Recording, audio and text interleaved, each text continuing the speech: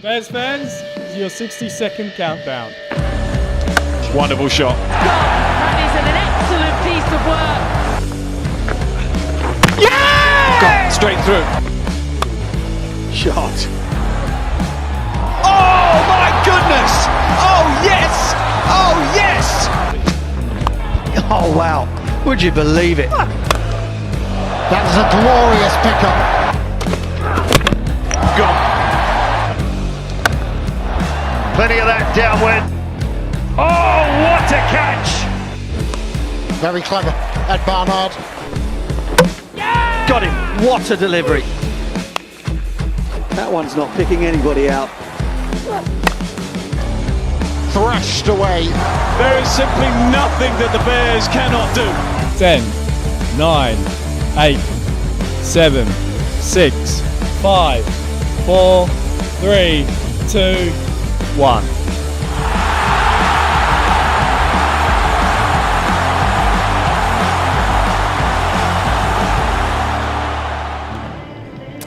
Hello, welcome to EdgBLASTon, as we like to call it, for a Sunday afternoon of cracking Vitality Blast cricket for you as the Bears take on Gloucestershire. They are our visitors, of course. These sides met in the opening game in this Vitality Blast campaign, and after the Bears bowled them out for a measly 120, I think, the Bears struggled in response, so they'll be looking for some revenge today and to bounce back from Friday's defeat at the hands of Glamorgan. We'll get into the details of today's game in a few moments, but first of all, let's introduce you to the team. As ever, sat beside me is the wonderful, esteemed broadcaster and journalist. She has a foot in both camps because she's a former Australian and now she lives here in lovely Birmingham. Of course, it's Mel Farrell. Thank you very much. And alongside, well, let's special. Who needs Atif Nawaz when you can replace him with a man who is 1,000 times better at cricket, far more articulate, and has a better dress sense. So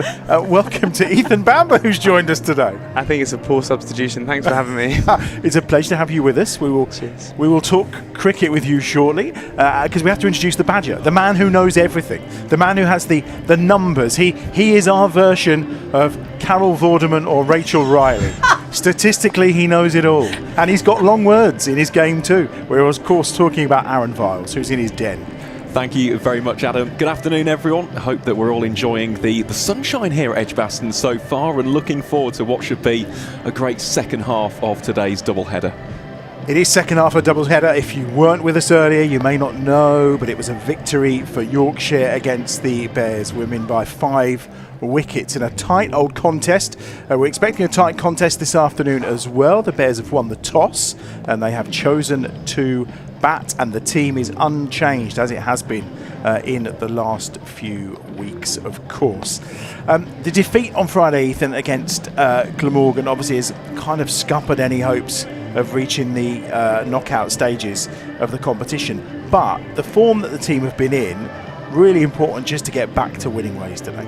Absolutely. I think it goes without saying the start of the competition was disappointing from a results perspective, but I think as ever in those things, and especially in a game as fickle as T20 cricket that moves as fast as it does, you have to understand that you're never far away from turning games around in key moments. And I thought towards the end of that first block and in the first 2 games of this, and even at Sophia Gardens, the way we recovered from that start shows a really, really positive sign, and there's some fine players in the team. And I think in this format, if a couple of players have a day out like they did at the top of the order for Glamorgan, it can be really difficult, but that doesn't necessarily mean that performance as a whole was disappointing.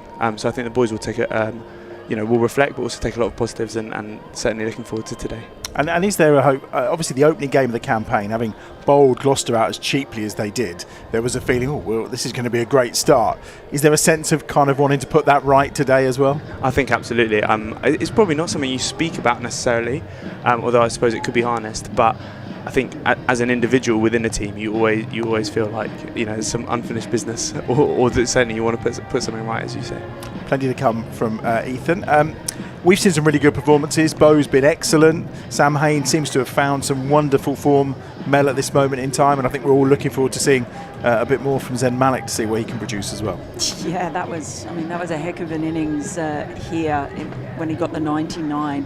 And yeah, Bo Webster has been so good with the bat. I'm not saying this because I'm Australian, obviously, but just his all-round, the fact he can bat wherever, he can bat in so many different ways and offers so much with the ball. So I think he's been really, really enjoying his time here.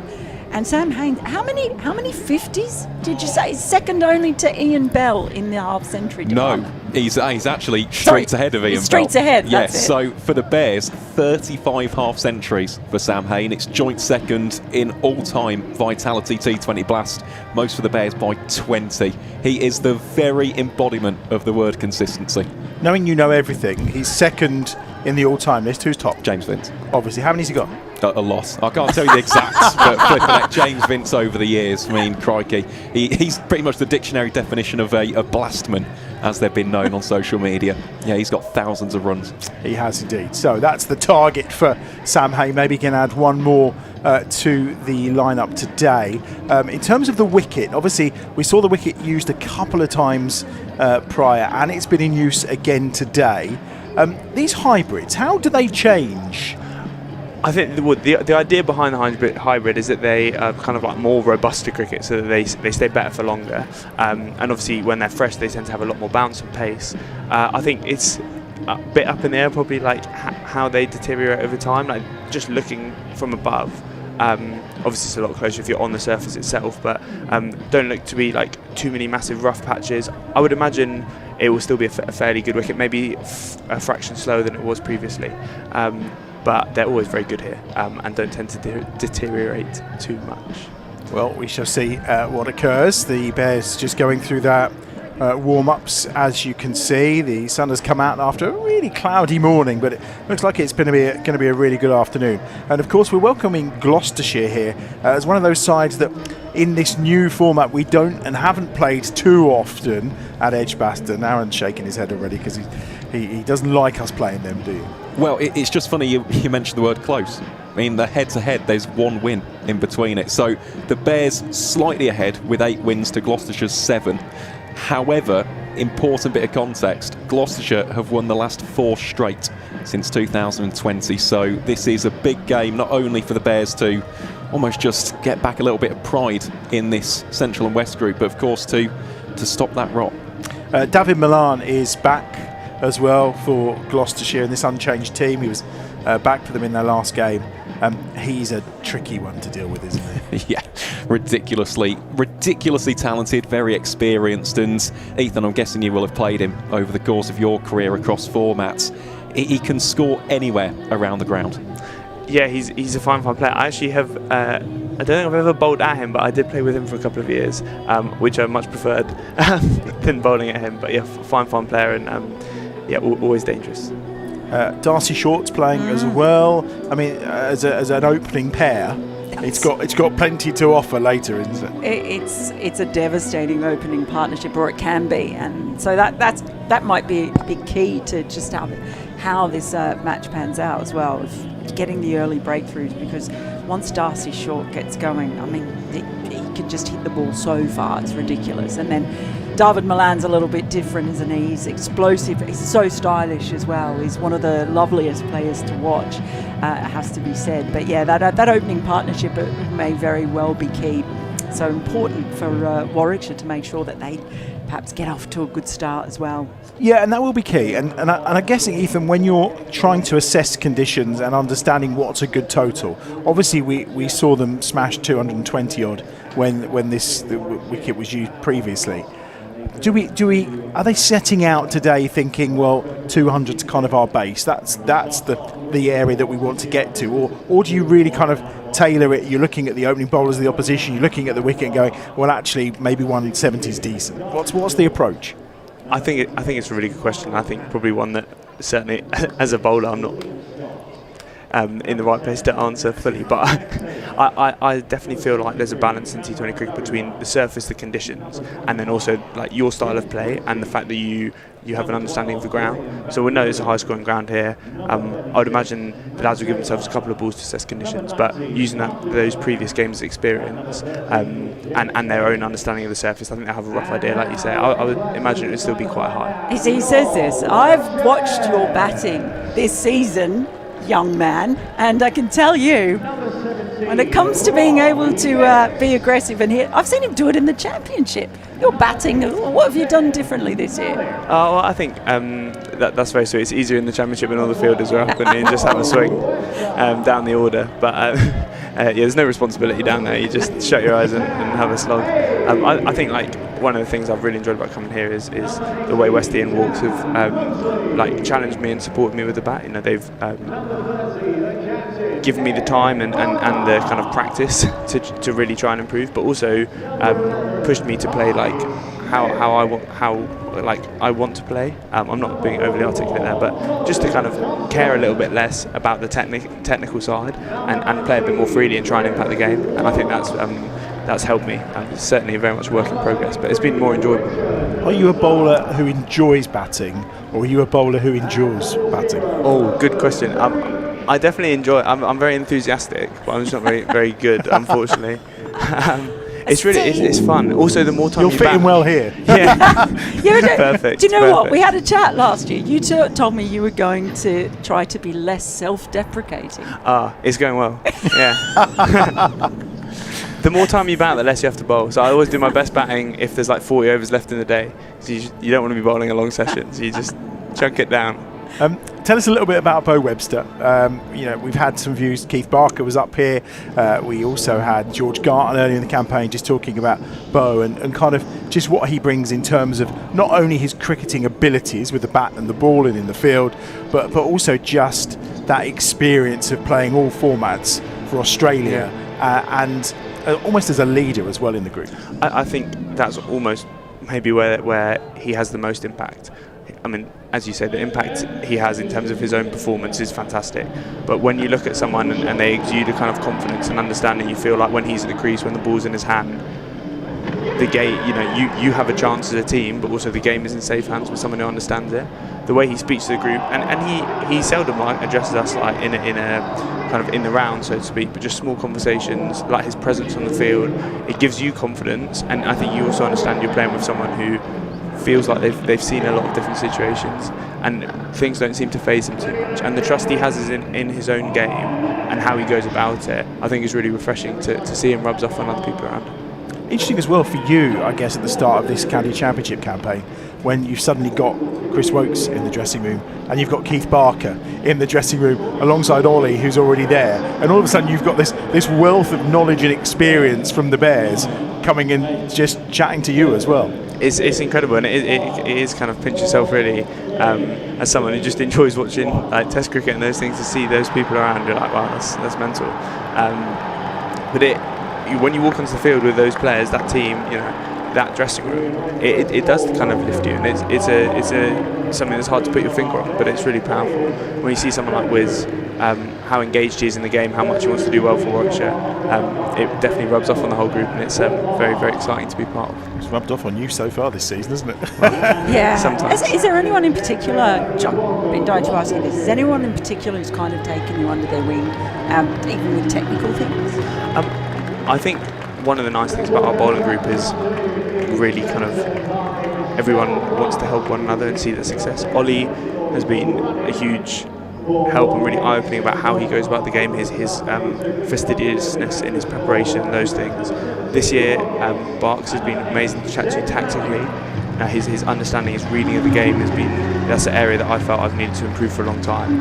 And the way he works with Pop, almost like having two bowling coaches, is fantastic. And I think we've been really, really lucky to have that pairing with the group we have now, because it's an amazing mix of experience, youth, different strengths. And I feel like, you know, there are people there to go to for different levels of guidance, whether that's like mental approach, tactical, field placings, you know, ball movement, whatever it might be. So yeah, we're very, very lucky. Fascinating insight from Ethan Bamber, who's joined us today throughout this game, and it's going to be the Bears who are out in the middle, who have won the toss, and they are batting first. And it's Zen Malik who will face up straight away, of course. Rob Yates at the non-striker's end. And it's going to be Matt Taylor who's going to get us underway. And it's nice to see a fair few have flocked in during the interval between those two games. The sun is out. It's a beautiful Sunday afternoon. It's Very busy in the stand beneath us here at the pavilion end, and we're about to get underway. And it's a really nice first ball from Taylor. Nice bit of shape for the left armour immediately. Yeah, certainly is a nice bit of shape. We didn't see too much swing earlier on, but perhaps a little bit now. There is a bit of cloud cover around, but it's pretty much full sunshine. Do you find it swings a lot early here in particular? I can't speak too much white ball cricket. I haven't played a lot, but the overheads often have an impact in the red ball game. Matt. Oh, wow. Well, you can. The shape there is all from Zen Malik's bat, and it's a very nice shape into the hollies for 6. One little sighter, slight drift onto the pads, and Malik has dispatched it to the boundary ropes for 6. He's just one of the most easy on the high batters I've seen, and just like you could watch him bat for days. It's just extraordinary. His ability to hit with power and kind of elegance in all areas of the ground is phenomenal. It was just a flick. It was just a flick, right? There didn't look a lot of power in that. No, it was a flick, but it was all about the timing. How will Taylor respond? Adjusts his line accordingly, and well, I think the second ball was the anomaly out the 3 so far. His line on the first 2 was pretty good, but he strayed on the second ball and got punished for it. Yeah, I mean they've got the slip in place there, and they've got another at short third as well, and just pushing the ball across. The right-hander searching for that edge. It does make you wonder how he got it so wrong second ball. Tough business bowling in this format. There's some room. Hammered for 4 all the way to the boundary ropes. It's not a quicker surface as we saw a couple of weeks back during the extreme heat, but that was smacked away with some venom by Malik for 4. Aaron was talking earlier about really consistent performance, and Matt Taylor would definitely fit into that bracket for Gloucester. He's played for a very long time, very, very skillful operator. Uses change-ups really nicely. I would say predominantly looks to go across the right-hander, and he might stick to that now after the in-swinger there was clipped into the stands. But nice start for the Bears. Through the air this time, hasn't got all of it, not quite the timing that we've seen, particularly off that first big 6, but they'll add 2 more to the total. It's a tricky business being a bowler in this format of the game, isn't it? Oh, bowlers super unlucky all the time. Really, really hard job. Always the best blokes as well. So. That was almost not self-deprecating. Well done. No, well me, done. not me certainly. Not oh, stop it. 12 off the over so far. How can Matt Taylor get out? Going to be 1 more. 13 for the over, all off the bat of Zen Malik, and the Bears at the end of the first then 13 without loss, and he's kept the strike as well. So a batter who knows he's in nice touch, just one off the last ball. Yeah, knows what he's doing there. The confidence. Well, he did well, and you notice that shot too, where obviously the plan was to go across him and comes down the wicket, perhaps trying to just put Taylor off his length a little bit. I feel you have both obviously watched all of the Blast games closely. I feel just watching Zen, like he brings such a lovely, refreshing energy to the crease. Looks like someone really kind of in control of his own game. Always an economy of effort, but really, really clear about how he wants to go about it. And for kind of a slight individual, commands real presence at the crease, and I love watching him bat. Liam Scott is the new bowler from the Birmingham end. Malik on strike. They're really trying to take that ball away from Malik, get him playing on the offside. It's been really the plan for him early on. I don't know what's gone wrong with his bat. He looked pretty good for that off that second ball, but he's just signalled for a change. I think the umpire is going to allow that to happen immediately. Just to let you know, Paul Pollard, one of our umpires, David Milnes, the other standing umpire. So there's a slight delay while we wait for a new bat. There'll be a few bowlers in the change room queuing up for that. If it's both not good enough for a batter anymore, we'll snap it up and put it to good use. Well, we've got 3 options coming out for him to have a quick look at. Aaron, in the meantime, can tell us a little bit about Liam Scott's figures this campaign. I certainly can, yeah. So he's only just really come into the side. So before that, as Bears fans will be well aware, Gloucestershire brought in Duan Janssen, the left armour, who was outstanding. More on Liam Scott, though, after this next ball. New bat for Zen Malik. Oh, that's not a bad one, is it? That'll do the job. Sounded a bit better, to be fair. And 4 to the total. I don't want to speak too early, but it looks like Zen's on one. Good grief. So hard. Sorry, Mel. It's so hard to bowl out in the power play because he uses feet to create length early, and then is also like so good on the short ball, so is able to sit back. You know, you don't want to get too straight because he clips beautifully, and whip to any good batter is tricky. So. And will Liam Scott respond? Makes room for himself over the head of the fielder, and that's 4 more this time. Amazing that. Away through, long off. Doesn't matter which side. It's a lovely shot, and well, whatever Liam Scott's numbers are so far this season, I think Zen Malik's going to try and dent them. Well, as we were sort of talking about, they've been trying to take the ball away from him, get him playing outside the off stump. This time he gave himself his own room to play over the offside, but just the control, had the elevation, was able to clear the infield. That's, I think, that might be my favourite shot even that he's played so far, even more than the flick. Rob Yates got a pretty good view of this as a spectator at the other end. Oh, and he's going to allow Rob Yates to face a ball. 1 to the total. Right, Liam Scott. Yeah, not quite after the next ball. But yeah, with Scott, he's only just come in. So this is 4th appearance, of course, of the campaign. 4 wickets with an economy rate of 10. Now, in terms of what we can expect to see from him, someone who likes to hit the deck with that extra degree of bounce and zip, and also has quite a nice cutter. So watch out for those with the 25-year-old Australian. Is it just me? Does Gloucester shirt look more like a football shirt than a cricket shirt? I think it does. I could see that being worn in the World Cup, to be fair. Here's Yates here on strike then, 22 without loss. Oh, he's off the mark. I mean, Liam Scott is someone who, he's only recently made his debut for Australia on in the white ball, in ODIs, I think it was in the ODI section against Bangladesh. Part of, even though he's from New South Wales, he's played his professional cricket down for South Australia and the Strikers, and big part of their Sheffield Shield winning squad that's won back-to-back Shield titles in the last couple of years. Last ball then of over number 2 for Liam Scott, 23 without loss. Quick change in the field here for Malik this time, and we've seen a long on drop out. That's a good ball, good response from Scott to complete the over. That's 2 overs gone then, and the Bears 23 without loss.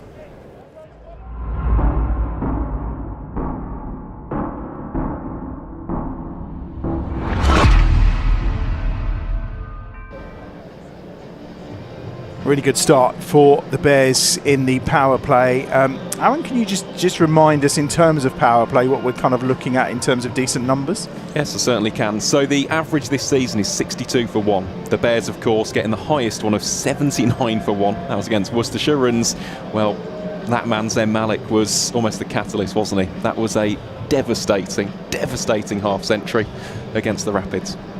Say half century when it's 99. Well, it was 99, yeah, exactly. I mean, technically, it's a half century. It's harsh, isn't it? Here's some spin in the power play, over 3. Van Boorden is the bowler. Stats never tell the full story.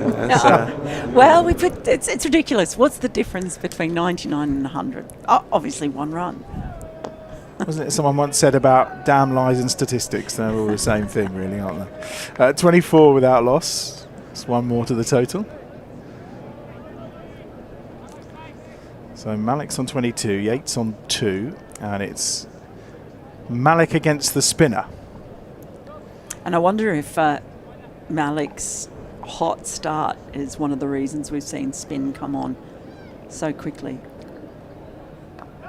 Swept, and it's into the gap before. Well, if it was, it's a bad plan, I would say. Bad plan. We saw Liam Scott in the previous over use 2 change-ups, and they just went maybe a single for 2 singles and a dot. So maybe Gloucester feel like pace off the ball, as you mentioned earlier, use surface. So they may feel that's the way to go. Very difficult to the short side here in the power play for any spinner. 28 without loss. Oh! Bit of juggling act behind the stumps from James Bracey. You can almost see Zen Malik's eyes lighting up looking at the Holly stand, can't you? He's got the short side as his leg side. Well, or you can go straight down the ground. Yeah, we'll do that instead for 4. He's on to 30 off of 14 balls. Margin for error, especially as a spinner in the power play, feels so small on a good surface against someone in as rare form as Zen is. So a tricky job. GVB obviously a fine bowler, but not easy for anyone. He used his feet, but he didn't, just gave himself a bit of room and smacked it as hard as he could. 32 without loss, last one of the over. He's getting the strike again. He has, one more to the total. Malik's on 31, the score 33 without loss. 3 overs gone after Warwickshire Bears won the toss and elected to bat. And here are some of the fans in the crowd today enjoying themselves. They've been posting their selfies. A fair few wearing their hats, which is good because the sun is out again now. Looks like a real family day today at EdgBLASTon. And I was talking about small people the other day. Everyone seems to have taken their babies to the World Cup, but they're bringing their babies to the cricket, which I love as well. That was a particularly cute baby. It was. You can submit your selfie by scanning the QR code. And even if you're watching on the stream, of course, at home, we would love to see a selfie of you watching on this Sunday afternoon. 33 without loss. Marchant Delang is coming into the attack from the Birmingham end. And Malik has got plenty of that, but straight to the field at that time. Rotating through their bowlers, just 1 over spells at the moment, trying to work on, find the magic combination to try and contain, if not dismiss, Malik. And at this point, when someone's batting like this as a bowler, are you hiding in the corner, just keeping yourself away from the captain? As that full toss is played out, and that's a good quick single. I think those thoughts definitely cross your mind, but I think one of the things you have to accept in T20 cricket, and albeit I've not played a lot of it, but is that you've got to want those moments, those difficult things. When it's on a knife edge, when things are moving fast, it can turn to your favour very quickly. So I think they're a fine team, Gloucester, and certainly Marchant is a very experienced bowler, and he loves those big moments. He's such a character. It'll be interesting to see how he goes here with the short side and leg side to Rob. Was predominantly looking to be hit square against Zen, but that may be different here with that short side to Rob's leg side. This is just the 4th ball that Yates has faced. It's a good ball as well. Yeah. With extra bounce, he wasn't expecting that. He's just got a great presence, Marshall. I just love his energy, just exudes positivity, and just like... How many players have broader shoulders than him in this country? Look, he's got really broad shoulders. That would be intimidating. Yates not quite timing it like Zen Malik is right now. Looked like another off-cutter there from Gloucester, and I just obviously looking down on the field here, just saw Bracey and James Hayes chatting and talking about maybe cutters into the wicket. Gloucester, Bristol, often low, takes a bit of turn, ball can hold in the wicket, so they may feel that that's a kind of tactic they're comfortable moving to and might be able to restrict the Bears.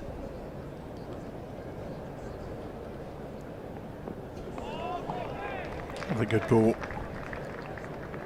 And then a pace on bouncer. Yeah. He's mixing it up well, isn't he? This is in the context of the opening 4 overs of this game, this is excellent. Just a single from it That one just so far. Bat off the pitch. Do cutters become more of an option? We talked about the hybrid surface, obviously, in the build-up to the game. Again, when the surface is a bit more worn, suddenly that pace off and cutters becomes more prevalent and useful? onto the pads of Rob Yates, and there's no run. And well, in the context of those opening 4 overs, that's an excellent over. Just a single from it, 34 without loss after 4 overs. And thanks for joining us on the stream today. But what would be really fabulous is if you gave us a like. So if you can click on the thumbs up at the bottom of the screen. There you go, be thumbs up, Ethan. Sorry. Oh, 2 thumbs up. See, a double thumbs up from Ethan. Don't forget to click on the stream and like it. You can subscribe as well, of course, so you never miss any of the Bears TV broadcasts throughout this Vitality Blast campaign. So get those thumbs up, and let's see if we get so many likes today. I mean, we could bring another guest in, couldn't we? Oh, we could bring another guest in if we get lots of likes. Right. I mean, that could be key. You Get can on it. Also, questions. We're up for questions too, if there's any for Ethan, and maybe our other guest later as well. Questions can come in the comments too. That's going to be a wide. I think he's just Taylor has just tried to stick it outside of the off stump for Zen Malik, but maybe a little too far angling across. We never got round to your answer because so much happened there about the cutters. Yes, sorry. Yeah, so to that, tend to use cutters more when you feel like you can get something out of the surface. On a warm wicket, they may hold more and be harder to line up.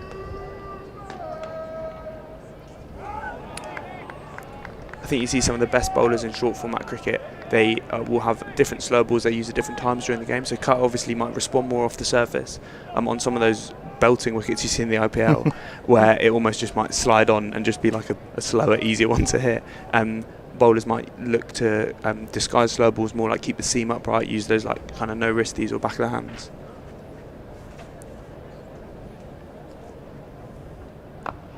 He's got a hold of that one again, but he's picked out the fielder who takes the catch on the leg side boundary. Malik's excellent innings of 32 from 18 balls comes to a swift conclusion at the start of the 5th over. Just picked out the fielder. There were 2 posted on that boundary, and Malik is on his way, and Taylor strikes, and it's 35 for 1. Well, it burned brightly, but it was snuffed out. He said before he'd been eyeing that Holly's stand, it was the short side, but he just didn't get enough on it. Maybe just cramped or got on him a little bit quicker than he was expecting. Just didn't get it cleanly enough to clear the rope. And it's given them a bright start. He'd have liked to have gone on though. I think important also to recognise the importance of Delanga's over in that, over just went for 1, I think. Kind of just slightly holds that early momentum, and as a batting side here, obviously we want to make use of the power play. So that might have contributed to that, to the feeling within Zen there that like you want boundaries early in the over. Although obviously the form he was in, there's no reason why he wouldn't have continued. He did look a little cramped, didn't he? That first 6 he hit in the first over, it was more of a flick, and he seemed to have the freedom. That was better bowling there from Matt Taylor, just to tuck him up a little bit more. Yeah, felt like a really nice line, as you say, like not too straight, but also not able to free the arms and get that full swing. It does bring Big Bo Webster to the crease, which I think is a bonus as well, because we just love watching him bat. Doesn't take him many strides to get there either, does it? Out there very swiftly, Big Bo. And what's he averaging at the minute, just out of curiosity? Well, it's a very good question. He's actually the tournament's leading run scorer so far is Bo Webster, 474 runs, striking at over 150. Of course, had that first career century in the format and 350s. I mean, he has been a revelation. Oh, he hasn't. I knew. Come on. There's no revelation to Bo Webster being good at cricket. 2 dot balls so far. And just in comparison to the Bears' leading run scorer last year, who was Alex Davies, numbers, what did he post he's last year? Pretty much there or thereabouts next to Alex Davies. And bear in mind, that's over a longer tournament as well. Yeah. This year, it's obviously constricted from 14 to 12. This shows what a campaign he's had, really, doesn't it? He's off the mark with a tight one there, and that would have been close with the direct hit. Rob Yates would have been, they're going to, well, that old adage, never run on a misfield. Sometimes you can't resist. And that gets turned into a 2. And Webster's off the mark. It really has slowed things down these last 2 overs, though. They raced to 33 for none off the first 3. Now 1 ball remaining in the 5th. and they're on 37. And is Matt Taylor raging now, Ethan, for that? Overthrows are never good for the heart rate. When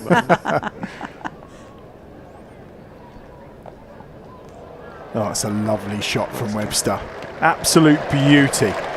It's perfect placement and done with the minimal of effort as per usual.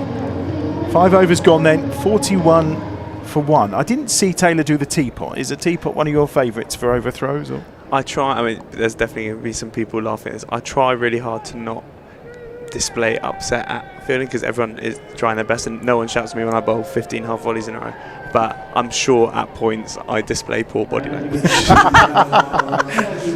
I try and do my box breathing as I'm walking back. Stay nice and calm. Final over of the power play then, 41 for 1. Yates of the 30 deliveries so far has faced just 7 and he's on 2. He's on strike. Oh, and he's gone. Well, you felt the pressure building on Rob Yates. He felt he needed to do something and he tries to ramp it, gets the thinnest of edges and it's comfortably taken by Bracey and the Bears lose a second wicket. Rob Yates on the way for 2 and it's 41 for 2 at the start of the 6th over. Maybe just a combination of pressure and good bowling. Yates has been starved of strike, tried to get going and then just backs away and gloves it. But he followed him as well, I think saw him moving, backing away and just a really good ball to follow Yates. I suppose opening the batting there when you know it's a good surface, you're always going to play your percentages. Rob plays that shot brilliantly, and the nature of the game sometimes is not going to go your way. But as you say, very nice bowling, and brings Sam Hain to the crease, the Hain train. Mr. Consistency, the very definition of consistency, I think Aaron calls it. The very embodiment. Oh, the very embodiment. There we go. Sorry, he's not the definition. He's the embodiment. He is an amazing cricketer though, isn't he? Let's face it, I mean, Warwickshire's all-time leading T20 run scorer this season, 3 half-centuries, striking at 150. And again, it's the evolution of his game. Starts off a little bit slower compared to other players in the format, but once he gets in for about 20 deliveries, well, you know you're in trouble.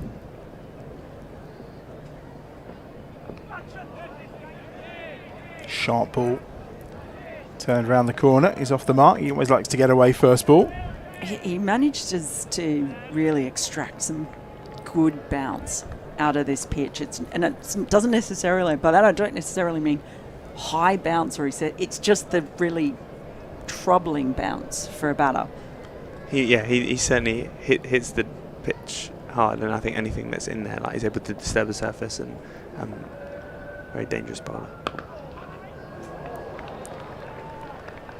I love watching his little mannerisms after he bowls. If he bowls a bad ball, he hits his leg and shouts. He's always pointing. He's just, this is a class, absolute character. So you're not only watching your own body language, you're watching the other bowler's body language. I'm always watching, just seeing. That's a quick ball. Well, there's another example of just the right amount of bounce that really troubles the batters. It's just looks awkward for them, doesn't it? I think also the nature of his action, maybe you don't, not one that you come up against a lot, quite slingy, but still manages to release the ball from high. All happens quite fast from a lot of shoulder. Obviously bowls at good pace. Yeah, difficult. Talk about his body language there. He walked away smiling, having caught Webster. It's another short ball that's played down to the leg side by Sam Hain. I think he's a very good-natured individual. He's still feeling it. No, Bo Webster is still feeling that. He's worn that one. He has. That's often the way, though, isn't it? The cliche of the angry, nasty, fast bowler is just often not true. Unlike Ethan here, who's obviously very nasty and aggressive. Terrifying. And this time it's a fuller ball. It's another good over, just 3 from it. It completes the power play, then 6 overs gone. 44 for 2. Aaron, give us the numbers.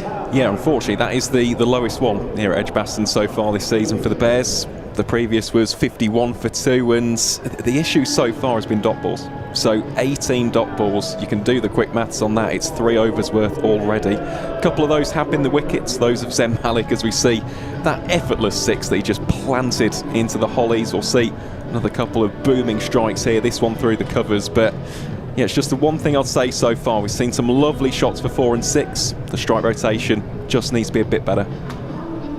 Yeah, you look at that first 3 overs, they scored 33 runs. The next 3 overs, they've scored 11 and lost 2. That's a huge turnaround. 44 for 2. Van Buren again.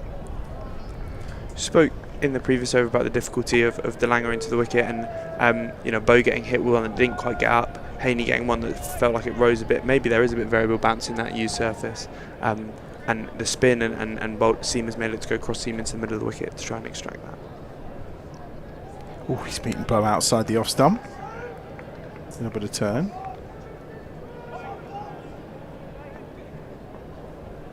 Van Buren going to try and whiz through the overs. Webster has played it back down the wicket. 45 for 2. We're midway through the 7th over. Breaks being applied here by Gloucester. That's a full toss. Webster gets that one away, but just for 1. And it's 46 for 2. Webster on 8. Hayne on 3. And it does bring Sam Hayne back onto strike. 2 balls remaining in the 7th over. Clubbed down the ground for 1 more to the total. It's been like 2 completely separate innings so far. The first one when Zen Malik was in, and then the rest of it, everyone else really struggling to get the ball away.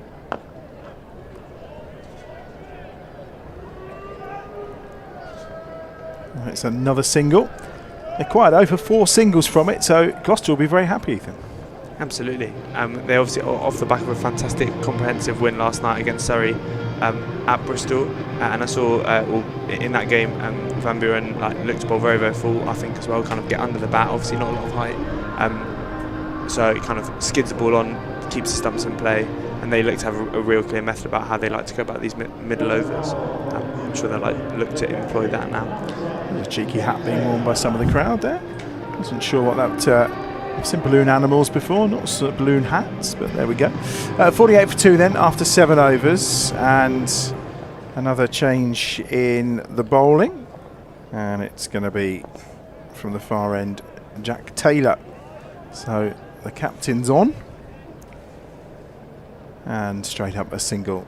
So they're just going to try and squeeze here with the spinners, and let's be honest, they have slowed things right up, haven't they? They really have. Just go back to those first 3 overs, 33 for none, and we're still not there at 50 when we're in the 8th over. Looks like a little bit of recovery job being done here. They've run the first quickly, but still only going to be 1 more to the total. It has brought up the 50, and the positive thing from the Warwickshire point of view is that you've got 2 batters in here who can perform a recovery and just take a little bit of time to... Well, the 50's up, and Webster uses his feet to hammer down the ground. You're playing a bit of club cricket, aren't you? Yeah, Northern Dorridge. How'd you get on yesterday? We won off one of the most thrilling games I've played, and actually 1 wicket needed off the last ball, and Freddie Fowler, seam bowler, fine bowler, top of off, absolute jaffa.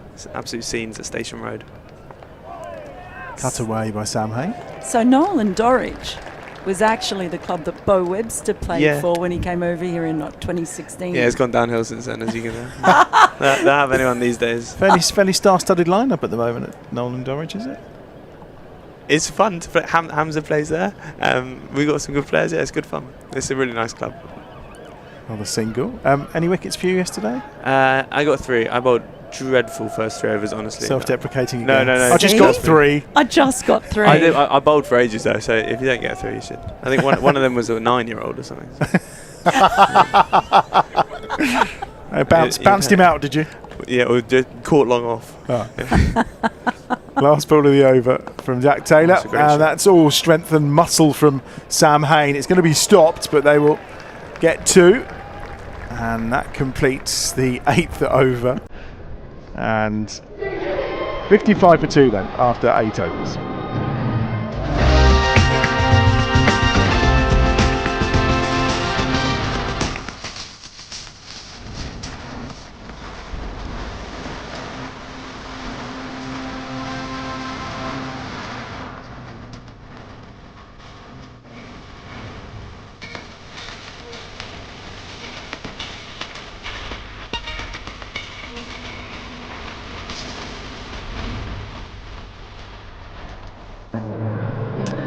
James Hayes is coming into the attack from the pavilion end for Gloucester. 55 for 2 from 8 overs. On the stream there is a Q&A set up as well, so if you've got any questions for Ethan, particularly between innings, I'm going to be joined by Ethan and our other guest Georgia Redmayne, who's up here as well. She's going to be joining us on commentary in a couple of overs time, so questions for both of those, pop them in and we'll try and ask them throughout our coverage this afternoon.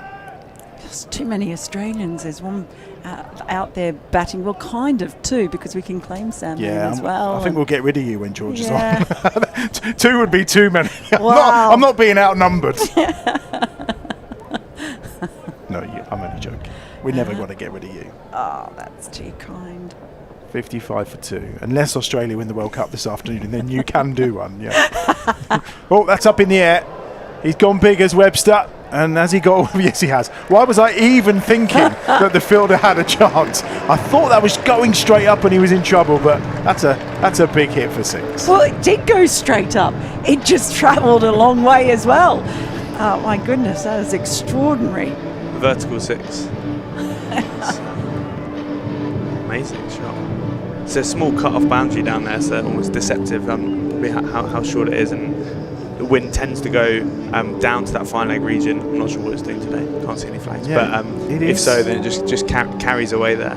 Good bang. Yeah, the one flag in the distance, it would have been carried actually, and it went so far up, it was probably picking up the thermals, heading in that direction. You mentioned the capacity of both these players to kind of rebuild or to construct an innings, and it's happened time and time again this year. I think it's so impressive the tempo they're able to play at. You know, they're able to rotate strike, and Aaron mentioned the dot balls earlier on. You know, they I'm sure have reduced over the last couple of overs, and still the trust in their game and the understanding of their own game to go to their boundary options, whether that is to the short side or against a certain bowler. It's fine batting. And I guess the thing is too that they've both got so many gears, and that's what enables them to be able to rebuild, but then also be destructive when they need to be. Absolutely, and I think Georgia will be able to speak more to good batting than me, but the ability of players to go up and down the gears, as you say, to recognise when to put the foot on, when to ease off, to understand the kind of rhythm of the game is always impressive to those of us who can't do that. And is that something that just comes through experience? Because you look at some younger players when they come in and they, I'll use that as an example. He's in that 99. It was just like see ball, whack ball, end of story. Until he got to 99, and he suddenly went, I just tried to turn it around the corner. Then these guys know how to, like you say, go through the gears, pace it.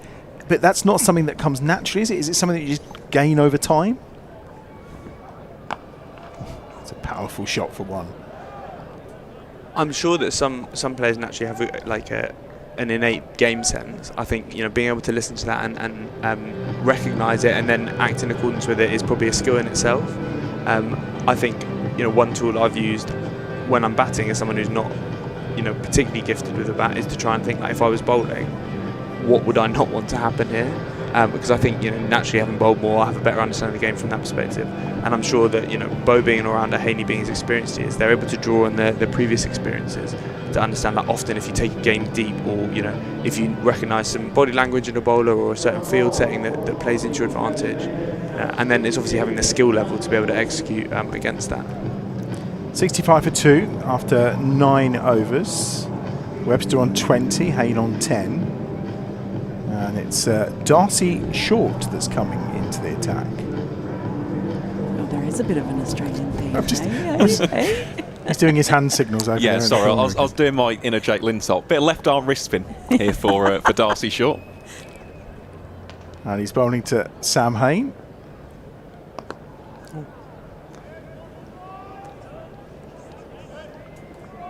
Off the stumps from Hayne for 1. Do we think Bo might take a little liking to Darcy here, potentially? I think he'd like to take a liking to him. I think he'd like to take the long handle to him. Big boundary on the leg side, isn't it? It's. Oh, is it going to go down? Great gap. They've turned quickly here, Sam Hayne. He's running to the danger end as well. Ooh, it was a direct hit. I'm sure David Milnes was watching. I thought he was looking in this direction as the ball hit the stumps, but I think he was safely home. He was looking for any potential overthrows. Just got there in time. Yeah, it was tight, wasn't it? And, I mean, Webster didn't get fully hold of that ball at all.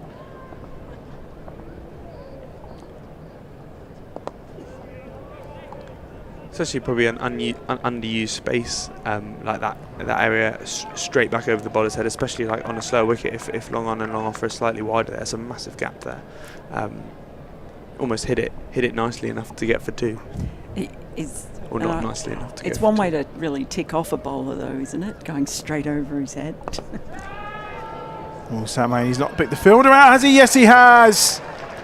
Just too much of it, and it's well taken. And Hayne is gone for 11, and the Bears lose a 3rd wicket. 69 for 3. And Darcy Short strikes. Hayne's on his way, and it will bring Dan Mosley to the crease, I suspect, to join Bo Webster. We know these two like batting together. What do you make of that, Ethan? Slightly uncharacteristic shot for Sam. It looks almost maybe like he's trying to hit that square on the floor, or into that extra cover gap. His bats are too good, obviously. He's just carried 70 yards to laugh. Liam Scott taking the catch. Australian combination again. So they're everywhere, aren't they? Like an infestation. Here's Dan Mosley to the crease. Well, these two together down at Taunton were quite magnificent. Great friends, obviously, Mouse and Bo. It's taken him to a few Villa games, I think, and just helped him into the Nether Whittaker way of life. I was going to say, has he kind of stuck Bo on the roller down at Nether Whittaker yet? That's the Royal Village is in safe hands. Mouse is friends with everyone, isn't he?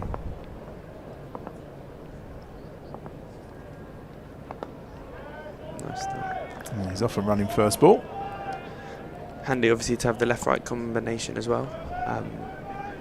Hopefully, we can another little rebuild and then get going.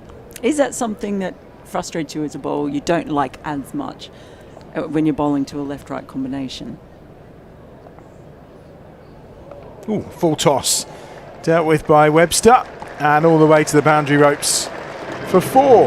And that's the end of the 10th over.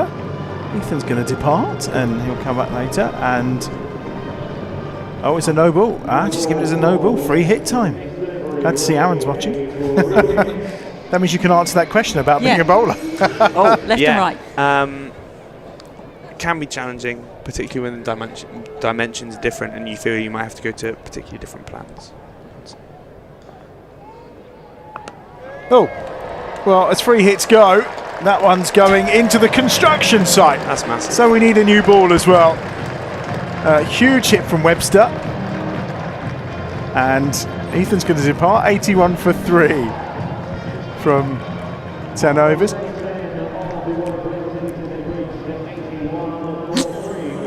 Ethan's gone, and Georgie Redmayne is coming in to join us. We are full of guests today. Hello, nice to be here. It's nice to have you here. Fresh from that maiden Bears 50 in the Blast. Yeah, it's nice to get some runs. I think I had a hit on Friday, and I reckon I would have gotten out about 20 times in the lovely EdgBLASTon nets. So good to see that turned out well, and yeah, finally found the middle of the bat, which was nice. And how have you been enjoying your time here? It's been lovely. I think it's definitely a different schedule, and all the kind of coach travel and playing multiple times a week is different from back home. So, but the group's been really lovely, really welcoming, and it's a great home ground to play here at EdgBLASTon too. We've got that in common, see, we're both Australians who call Birmingham home. Have you enjoyed Birmingham, the city? Yeah, I'm actually staying at a little Airbnb just outside of the city, so probably haven't got to the city centre too much, but I've definitely been around the main bits a little bit. I love to explore around when I'm on holidays, and yeah, I also had a little car that I've done a few little day trips around too, seen a bit of the Cotswolds and Oxford, and a few different places around, which has been lovely. I'm going to the Cotswolds tomorrow. See, we've got that in common. I feel like we can now own this commentary box. We've got two Australian women on commentary. Come on, it is the infestation. Ozfestation. 81 for 3. Van Buren's back into the attack, and we can get a first-hand guide to how that wicket's playing, because obviously it's third sets of matches on this pitch. How was it? Yeah, I actually think it played a bit better than our last game that we played against Essex, but it's certainly, most games that I've played here at EdgBLASTon seems to be a bit of a trend of a really high-scoring power play, and we didn't quite have that this game. We probably had one of our lower power plays, and then we built as the innings went on. I think after our first 10 we were probably in a similar spot before those free hits, I think, at the end of the 10th over, and then kind of built up in that back 10. So yeah, it'd be interesting to see if that's reflected in the men's game as well.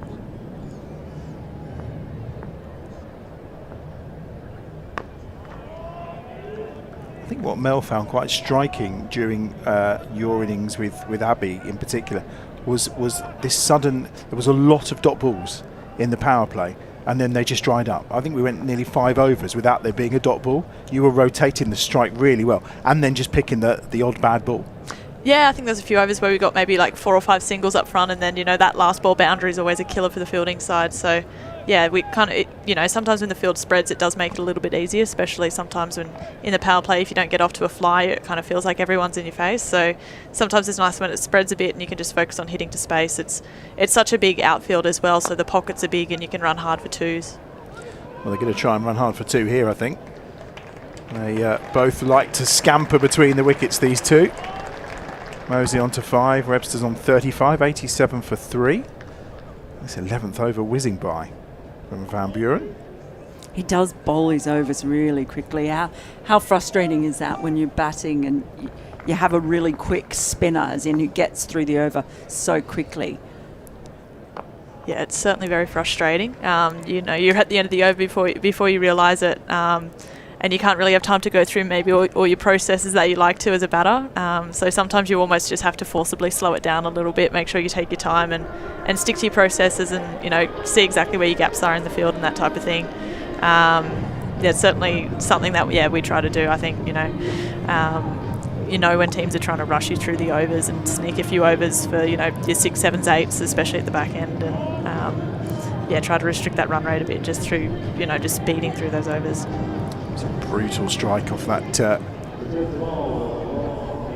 no ball that allowed the free hit from Bo Webster. He's on to 35 off 24. Mosley on 6, 88 for 3. You look like you've run into some really nice form the last couple of games. Yeah, it's kind of nice. It's obviously kind of coming straight in. You're coming off season a little bit, so yeah, naturally sometimes it does take a little while. But yeah, certainly would have liked to have scored a few runs a bit earlier. But certainly a good wicket today to make the most of it. On the corner from Mosley, just for 1 this time round.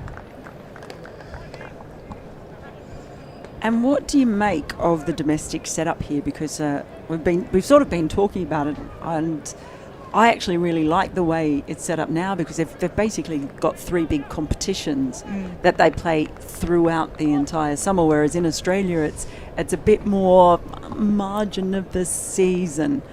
for the women. Oh, it's a lovely shot from Bo Webster. Just absolutely cracked away.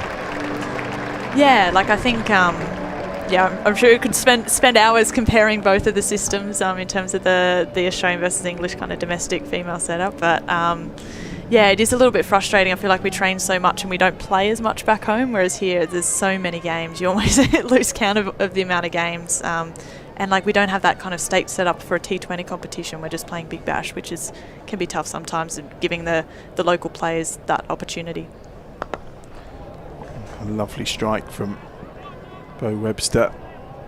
What is it about Bo Webster's batting and the way he strikes a ball? Ethan said that you would be far better placed to talk about Bo Webster's batting than he was. Oh, he's good to watch, isn't he? Obviously, the first thing that comes to mind is that he's an incredibly tall human.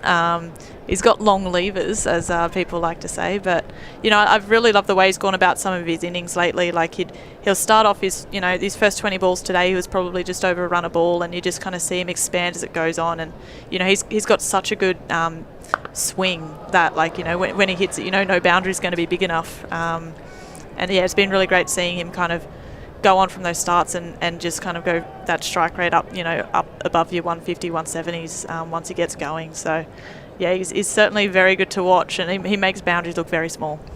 He does. He's on 40 of 26 so far. And I mean, these two have faced each other a lot in domestic cricket in Australia.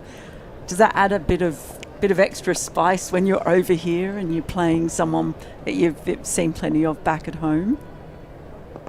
Yeah, certainly. It was nice kind of today playing against Yorkshire. I had, three of the players on the opposition I played with at the Heat last year with obviously JJ and Glennie and Loz. So, yeah, it's always nice when you see familiar faces, especially when you spend so much time away from home. It's almost comforting in a way to see some familiar faces from, even if they're the opposition. So, yeah, it's certainly quite fun, and you kind of feel like you're back in a net session or a centre wicket, and you get that almost extra bit of competitive edge. Moses gone big, and he has gone big. All the way for 6 from Dan Mosley, who joins in the fun. Really big hit from Mighty Mouse. 100's up, 102 for 3 at the end of the 12th over. Really good targeting that shorter side there as well. He just whipped his hands through that ball too. Yeah, quick hands. Thanks for joining us on the stream today. Georgia Redmayne is here with us. Look, she'll pay the price for those shorts in this air conditioning soon, don't you worry. That'll catch up. Have you got any questions for Georgia and for Ethan as well? You can pop them onto the stream. There's a Q&A set up there, and we will get through them in the mid-innings conversation that we're going to have today with both Georgia and Ethan as well. So pop your questions in and give us a like at the same time, and it will be much appreciated. There's a conversation here as to what to do. Now, 102 for 3 off 12 overs. Just picked up a little bit of momentum again here, the Bears, haven't they? That they have, but whenever they get momentum, they turn to this guy. Look at that, 2 overs, figures of 1 for 4, able to extract awkward bounce. He's only got 12 balls left. And as a batter, do you think that? Do you kind of see the danger person come back on and think, well, actually, there's only 12 out of the next, 8 times 6 is 48, isn't it? 12 out of the next 48. I'll do the maths live on air. 12 out of the next 48 are coming from him. So we just need to try and milk. Is that? Do you look at players like that sometimes? Yeah, a little bit, especially with the field spread. It's a different situation than when he would have bowled earlier in the power play. So, if you can make sure that you're scoring off every ball, the minimum there's 6, you might pick up a 2 and then the odd 4, and you're looking at 8s and 9s. So I think you don't need to try to manufacture too much, especially if they're a key bowler for the opposition. The captain's brought them on to probably try to take a wicket. So try to just score off every ball and run hard into the space is probably a strategy I'd try to do when you know that the captain's brought them on for a wicket. You try not to give them that. One of the interesting things about the Bears women's side, you've come into a team where there are some really, well, we get excited by some of the youngsters, the hitting that we've seen from Meg Austin, what Davina Perrin can do, the sheer enthusiasm with bat and ball of Amu Sunan Kumar. There are some youngsters. That's a cracking shot as well from Bo Webster. There's some very good young players within that team alongside you, aren't there? Yeah, that's something that was very striking when I came in and joined. Like, one, how young they all are, but two, like, they've got so much raw talent. So there's so much talent there, and it just trying to work out how to bring it all together and use it at the right times. I think, yeah, Meg was so impressive at the start of the blast, and then she put it into some of the 50 over games too. She's been striking the ball so well. Dav's, unfortunately, she's been injured most of the time since I've arrived, which has been frustrating, but yeah, there's so much talent in that group. Webster on the cusp of a 50 here again. He's going to take one. They're going to go two. Mosley at the danger end. Oh, and it's a direct hit. But again, it's a long, hard stare from umpire Pollard. That looked incredibly tight. Oh. He's staring down the stumps after it's gone. Whether he's thinking, oh, well, yeah. My first thought watching live was that he was gone.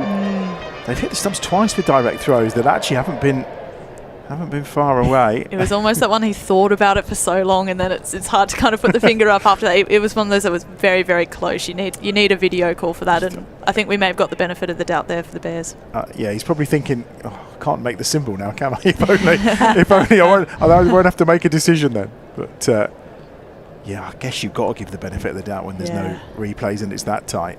Well, we will hopefully have a replay in a minute, and we'll try and gauge. Darcy Short can't believe it. It looked very, very close. 8 off the over so far. 110 for 3. I always say you've got to chuck in a dive as well when there's no replays. It kind of gets the umpires on your side a little bit more. I think Abby had quite a tight one when she was batting with you earlier today as well.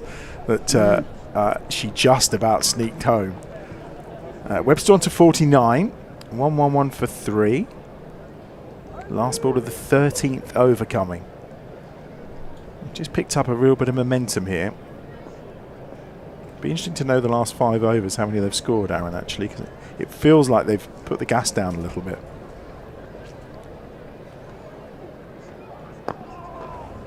Fired in at Mosley's legs. They'll just get the one. He'll keep the strike. That completes 13 overs. The score on to 112 for 3. Good over that as well. As we spoke about, like kind of one of those key bowlers coming back, and they managed to score off every ball and then pick up a boundary and a 2 in there too. So, yeah, that's a great over for the Bears. Well, we were hoping to bring you a replay of the run out, but umpire Paul Butler was right in the line of our camera. So he was in a good position. Give him his dues. He was in a good position for it. So, yeah, last few overs runs-wise? Yeah, 57. From the last 57 from the last 5, and we spoke about dot balls in the power play. There were 18. Since then, there have only been 3. It's a similar case to what we saw with the Bears women earlier on. But so we've had 3 really distinct phases of this innings, haven't we? The first few overs when Malik was there, and then the next period afterwards when Webster and Hayne were in there just scratching around trying to rebuild, and then suddenly this acceleration with Dan Mosley coming in and Webster being freed up. Well, they've put on 43 off 21, so they're going very nicely, these two.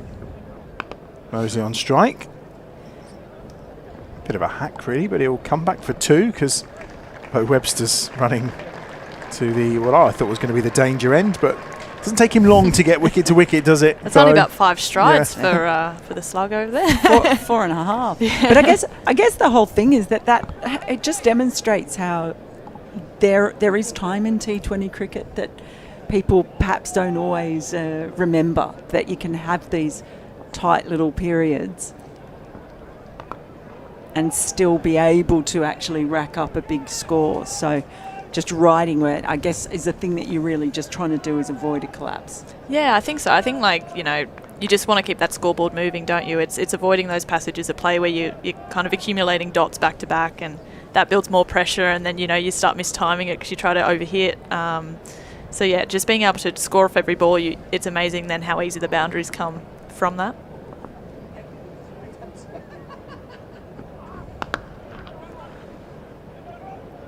Tight again, it's another direct hit, but he's gone away with it again. And in fact, they're going to come back for 2. Well, they're living dangerously. The fielding from Gloucester is electric. However, Again, he's unmoved, is David Milnes up the other end. That's one for both of them now, isn't it? So yeah, it'd be interesting to see a replay of that. Obviously, their throwing has been excellent in terms of hitting the stumps. Mosley wants some gloves. I don't know why he needs more gloves, but what a throw! That is absolutely ripped out middle stump. My goodness. He's actually comfortably in there, I think, isn't he? That's a big stretch from Dan Mosley. 116 for 3.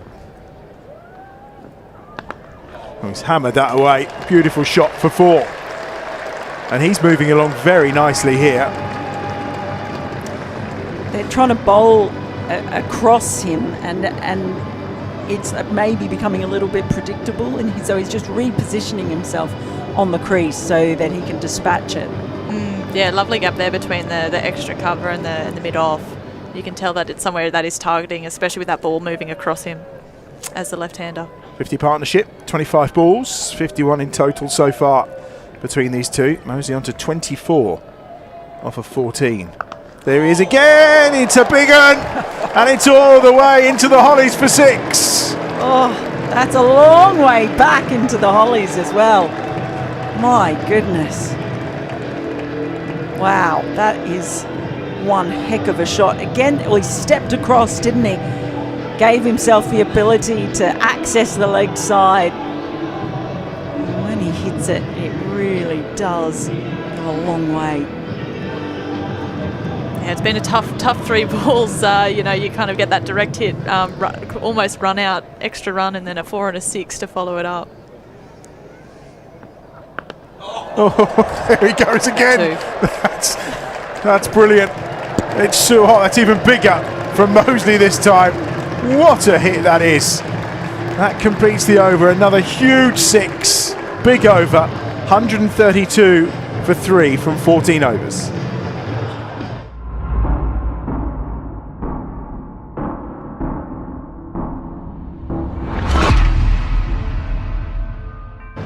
Now, what were you thinking? I almost thought that hit the roof. I think it was far off. We had the smashed 4, and then that was followed by 2 6s. The first one certainly just fell shy of where the roof is. The second one, you're right, I don't think it's far off. Let's see if we can track it on the replay. Well, I think it's been lost in there. I think it has. I think it hit the roof. I think it hit the roof. It certainly did. Wow. Well, 132 for 3. 6 to go. We have a new ball. Is that what we're looking at here? That went roof. That's gone. That's out of the ground in the car park. We'll see what the new ball brings. do you remember that 3 over period where they scored 11 runs? Hey? You can't remember it now, can you? We're almost up at 10 and over here. It's remarkable how this game shifts, isn't it? It really is quite remarkable the way everything shifts and moves. 132 for 3. Van Buren's back in on 3 for 21. Oh, that's away, and that is going to be Webster's 50. Completes the 2, 51 runs, 32 balls, and Aaron, that's how many in a row now? Well, he's got 450 plus, and then of course the 112 against Somerset, but this is remarkable consistency. We spoke earlier about Alex Davis last season. He scored 464 runs. Bo Webster's into the 500s. Wow. 134 for 3. Yeah, it felt like he was just in the 20s and suddenly at 50. And, you know, I think since that innings at Taunton, he's just had an excellent season. It just can't seem to stop him at the moment. Well, he's someone who's batted everywhere from 1 to 9 in the various different formats he's played. He's the ultimate all-rounder in just so many facets of cricket, and I think that's reflected in how he approaches his batting. Off the pads from Mosley for one more. I think he very much enjoys batting with Bo Webster as well, does Dan Mosley. I think there's no doubt about that. I mean, he's got 37 off 17. he's absolutely flying along as well. They look like they're having fun. They do. 67 off 30 balls is the partnership. It's one more to the total.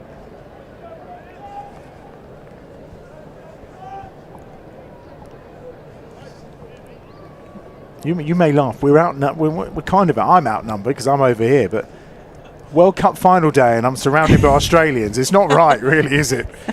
Yeah, I was just pointing out the score update in the Women's World Cup final. It's I think England are 4 for 70 odd now. Is that right? 4 for 70. Yep. Or 70 for 4, we say in the UK. Yeah, that's just because the rest of the world gets it wrong, Georgia. I always say. Long way to go. Moses on to 41 from 18. Here's a question for you that you may not know the answer to, but I'm sure you can find it. What is Moses' fastest 50 in Blast? Because 18 feels fairly swift for him. Yeah, I think it's either 21 or 22. Okay. I'll double check it though. It may have been against Worcester because he does tend to thrive in those games. 142 for 3 then, that's 15 overs gone. So 5 to go. George, what we often do now is try and predict where they might get to. What do you think? Like this game. Are we thinking 200? I'm thinking 200, yeah. I would say 202. 202, where are we going, Mel? Oh, that's specific. I'm going to go 203. Okay. There's not much room for error there, is there? Aaron, you're very optimistic usually. Ooh, okay, that's interesting. What was it? 203 is the highest so far. I said 202. Yeah, with five overs to go. We got 202, 203. 205. Okay. I think they're going to have some fun. I'm going 212. I think these two together could get 70 off 5 overs. I think that's absolutely possible. And I'm an optimist, and I want the entertainment, so we'll encourage them. We'll try and manifest it to happen. It certainly has been entertaining so far. It has. 73 the partnership off 33 balls. 142 for 3. 5 overs to go. And it's the return of Matt Taylor. Do you reckon he's going to try and aim for the roof again? Now we're back at this end. Wouldn't surprise me. He'll love that. The fact that went out the ground. He was very excited when I talked to him about his 6 at Somerset that ended up in the river. No, there's big appeals coming. There's a big one from James Bracey, who is astonished that that's not been given. It was a really good change of pace, though, that ball out the back there. Kept a little bit lower, looked like it beat him a little bit with the pace and the lack of bounce. Just maybe doing too much, maybe why it's not being given. James Bracey's still got his arm stretched out, wanting an answer from David Milnes as to why that's not out. Yeah, be good to have a look at that again. He may have moved outside the line potentially as well. Can't really tell. 143 for 3. Current run rate just below 9.5. So the little acceleration 200's definitely on the cards. Taylor to Webster. Hammered into the leg sides for 4. Well, they are broad shoulders, and they're broad shoulders that weren't getting down to stop that ball. Yeah, well, Bo Webster's got pretty broad shoulders himself, and he just waited on that one just a fraction to give himself the timing just to place it at will. Look, he gives off such an aura of nonchalance. There's that one again. It was coming back in with the angle. Webster again, he's got that, and that's 4 more. Absolutely effortless from Bo Webster. 150's up, 151 for 3, and we're midway through the 16th over. See what I mean by the nonchalance? It just makes it look so easy. It almost makes it look like every ball is slow enough for him to just mull over the options and then pull out the perfect shot. Slower ball. On the ground for 1. And an over so far that's reached 10 off the first 4 balls. You wanting to review your estimate for the total? No, I'm sticking at 212. I'm absolutely. I have every faith in these two. I'm also not very good at this game, so I'll throw that caveat out there now.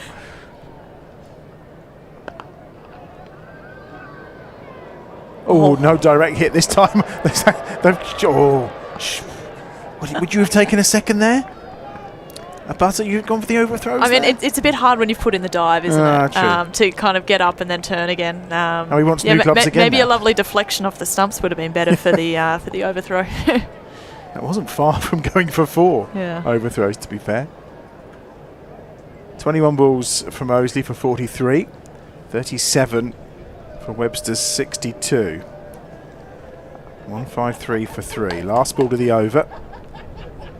Boundary would be welcome. Webster hammers it into the leg side. They'll run the first quickly, and they will go for the second. Moseley's running to the danger end. They get the 2. Healthy over. 13 from it in total. 16 gone. 155 for 3. Webster's on 64. Moseley on 43. And, well, it's a sing-along in the crowd. Yeah, really interesting to compare, I suppose, the amount of balls it's taken for each 50 to be scored. I think the first compared to the third, that'd be quite a start. It's great. The guests are starting your homework now as well. Look. Come on, Badge. Come on, Badge. Let's go through it then. So the first 50 came up in 7.2 overs. That's how long it took. The next one came up in the 12th over. So that arrived actually at the end of it. It was the very last ball of the 12th. Then, of course, we've just seen 150 come up. So that has taken the best part of 4 overs. It was 28 balls for the second 50, and we're looking at what, 24 for the next 50. Yeah, or 23. And it was 40 something for the first. Yeah. So they have absolutely increased it. And that was after Zem Malik was getting them going at 11 and over in the first 3 overs. So look at this field is spread on the leg side for Dan Moseley. He's on 43. On the full. This will be 1 this time. They're not going to chance a second, but it does bring Webster on to strike. Partnerships on to 87. both of them have used the crease an awful lot, almost taking line out of the equation. Is that something that you like to do?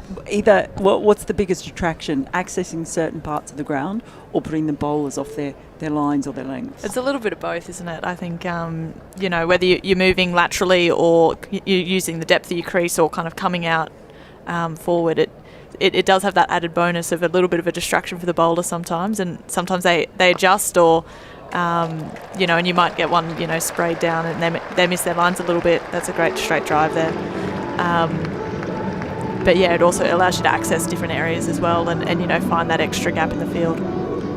Well, for someone who says he can't straight drive, he's straight driving very well in the recent games, it's fair to say. I mean, they don't get much nicer than this. Sort of fingers rolling over the ball, but again, it's the timing. He just waits enough and dispatches it accordingly, not getting through the shot early. It's just right.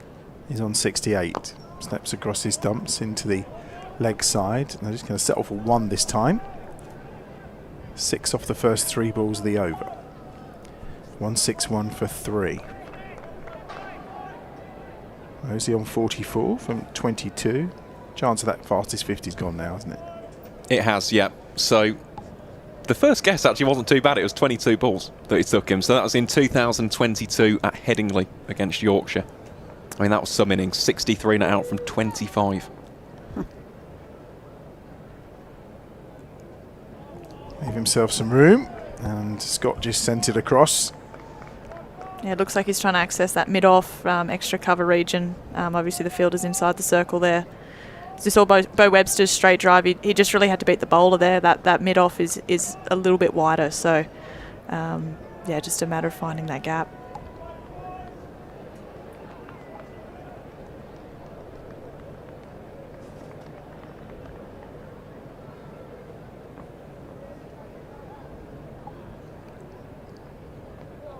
Oh, tries the switch. Makes no contact. Webster dives in. Oh, boy. And he's on his haunches as if to say, damn, why are we running? Oh, that was almost a comedy of errors. I wonder if his bat's stretched out, right? I wonder how far he actually has to get before he can reach the crease. He is if he lies down. He is massive. Yeah. Maybe halfway, just over halfway, and he'll be fine. Yeah, probably. if he goes full length dive. He's got pretty good wingspan as well as height too, so quite possibly. Oh, you can't bowl to him there. Oh dear. That's 4 runs. He'll probably be disappointed he's not made it all the way for a 6 there. That hurts as well, especially after stealing that quick single the ball before. Then you get the full toss, put it away. It's a tough one for the bowling side. 17 overs gone. 166 for 3. So 3 to go. Right. Oh, who's going to get it? Who's going to win in the Combox Stakes, eh? Well, not me probably, but you never know. There are no prizes. Anything under 202, I then get to win, don't I? There's not much If you were between 202 and 203. Right, yeah. What if they get 102.5? Well, like there's well, I don't know. Maybe there's an overthrow on the last, and then we have to call it a tie. Yeah. Webster's on 73 from 41. Partnership is up to 97 now, off of 45 balls between these two. You think when Sam Hain was out, it felt they were struggling a little. At 69 for 3. Oh, wow. Oh, He's standing in his crease. goodness. I think he's... Oh, my goodness. There was a double teapot from the umpire then. Yeah, and there's a bit of attitude coming from both. And a little bit of booing from the crowd as well. Marchant playing the role of pantomime villain for a second. She splattered those stumps, didn't he? I tell you what, he's very lucky that didn't ricochet off the stumps and run down to, a short fine leg for 4 or something like that. So that could have been a nasty overthrow. It can always deflect anywhere, can't it? So, it was an interesting turn of events, that one. But yeah, good to see a little bit of competitive spirit coming out. 2 umpires having a discussion about it as well. And I think David Milnes is going back to deliver their thoughts. I must say, when you're a wicket keeper, you just please don't throw it. But I think Brace is quite happy that ball didn't deflect too far for him to have to field. I think it's wound up Dan Mosley though. Yeah. Just watch this next ball. Which is probably what he wanted to do, maybe. Yeah. Didn't quite get enough of it, but we'll come back for 2. He absolutely wanted to cream that ball. He really did. He will now try to cream every single one of them. There's no doubt. And that can go one of 2 ways. He's on to 47. I'm impressed he managed to wipe out the 2 outer stumps as well, leg stump and off stump, and leave middle standing. It's like when you 10-pin bowling and there's that 1 pin standing. Here we go. Oh, he's gone in for 6. Well, and that brings up the 50. It brings up the 100 partnership, and it brings up a sense of justice for Dan Mosley, who thinks to himself, well, if you want to do that with me, mate, let's play. Do you know what, though? Marchant just stood there and clapped. he applauded him. He applauded the shot and the 50. So that's fair play to him as well. I don't think there was anything malicious in what went on before. But straight round to his teammates. He loved it.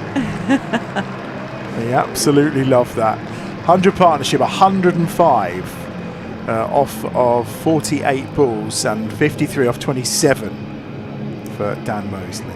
And these 2 have just done so well. George is nodding with approval. They've done exceptionally well. Scrape the left right hand as well. Short again, and it's got too much on it. It's 6 more. I must say, off the bat, I thought that was going to be caught, but it just kept travelling, didn't it? He's riled the bear. Danger Mouse is on the move. There's a mouse that roared at the moment. Back-to-back 6s. 180 for 3. 2-1-2's on. Here we go. Well, you don't want to poke the mouse, let alone the bear. He's on 59 off 38. Webster probably watching and smiling at the other end, I would have thought. Oh, he's beating him this time. Plenty of pace in that. Already 14 off the over. 1 more to come. 180 for 3. 13 balls remaining. Partnership 1-1-1. off of 50. What do we get if we win the Combox sweepstakes? There's a packet of biscuits upstairs, I think. One more to the total. It's a 15 run over. 181 for 3. 15 runs, but a heck of a lot of entertainment. Worth the admission price alone, that over. And a little arm and a tap on the back of the head towards Mosley there from De Lange, just to say fair play. 181 for 3 then, 2 overs to go. 73 for Webster, 60 for Mosley, who will be on strike. He's denying Webster the strike here at the moment. I don't think Bo will mind. No, I think he's fine. He's enjoying watching this. Yeah, you can tell when he, congratulated Mosley on his 50. You could tell how much he was enjoying it, especially that little battle in the last over between the bowler and the batsman. So, yeah, hopefully some fireworks to finish here for the Bears. Taylor's back into the attack. Lot of movement from Mosley. And in the end, just a single. Well, he's done that a lot, but they really have moved around the crease quite a bit, the pair of them.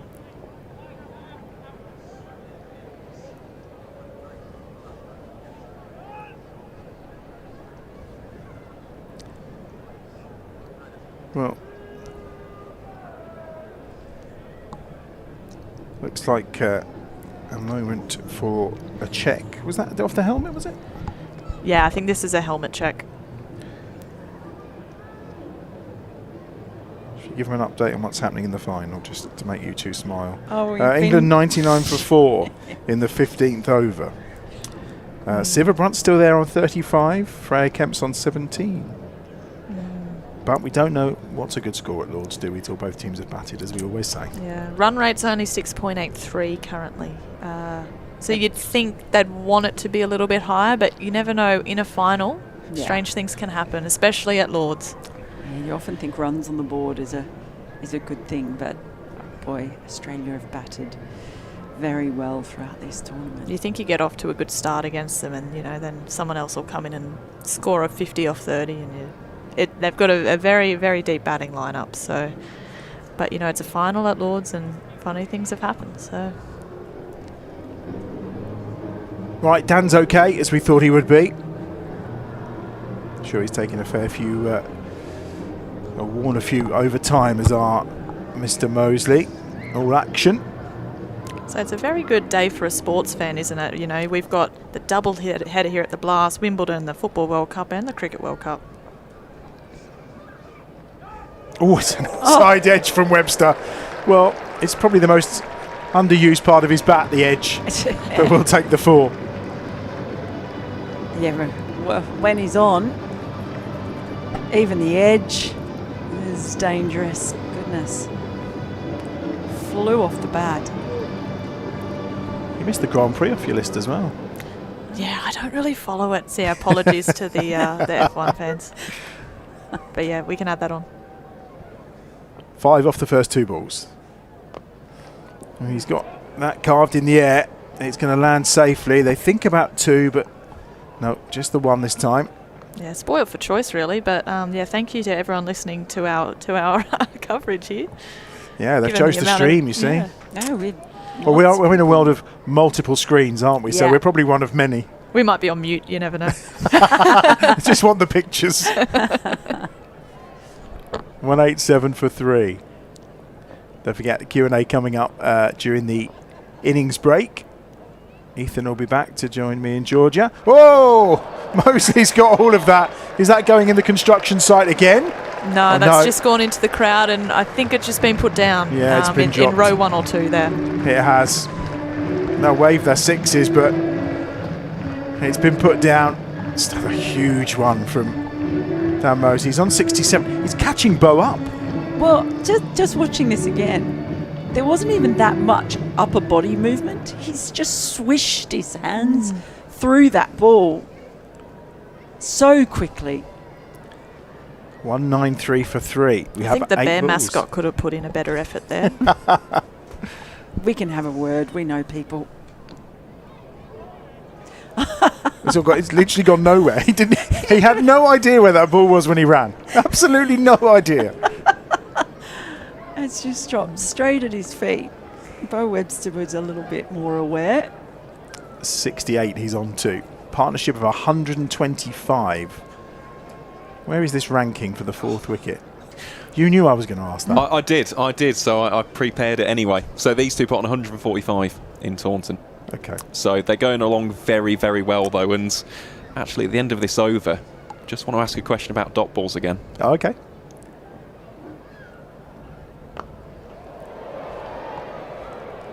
Someone's coming round. They are coming round and they're taking the catch comfortably this time. He's on his way and it's taken by Jack Taylor. And off goes Bo. Another sumptuous innings. 78 of 44 balls. A partnership of 125 comes to an end. And that's the last ball of the 19th over. 194 for 4. Absolutely brilliant innings. And they were wobbling when Webster came in. They got off to a quick start with Malik Yates was struggling. Bo took his time to get going, and once he did, it was just such a destructive innings.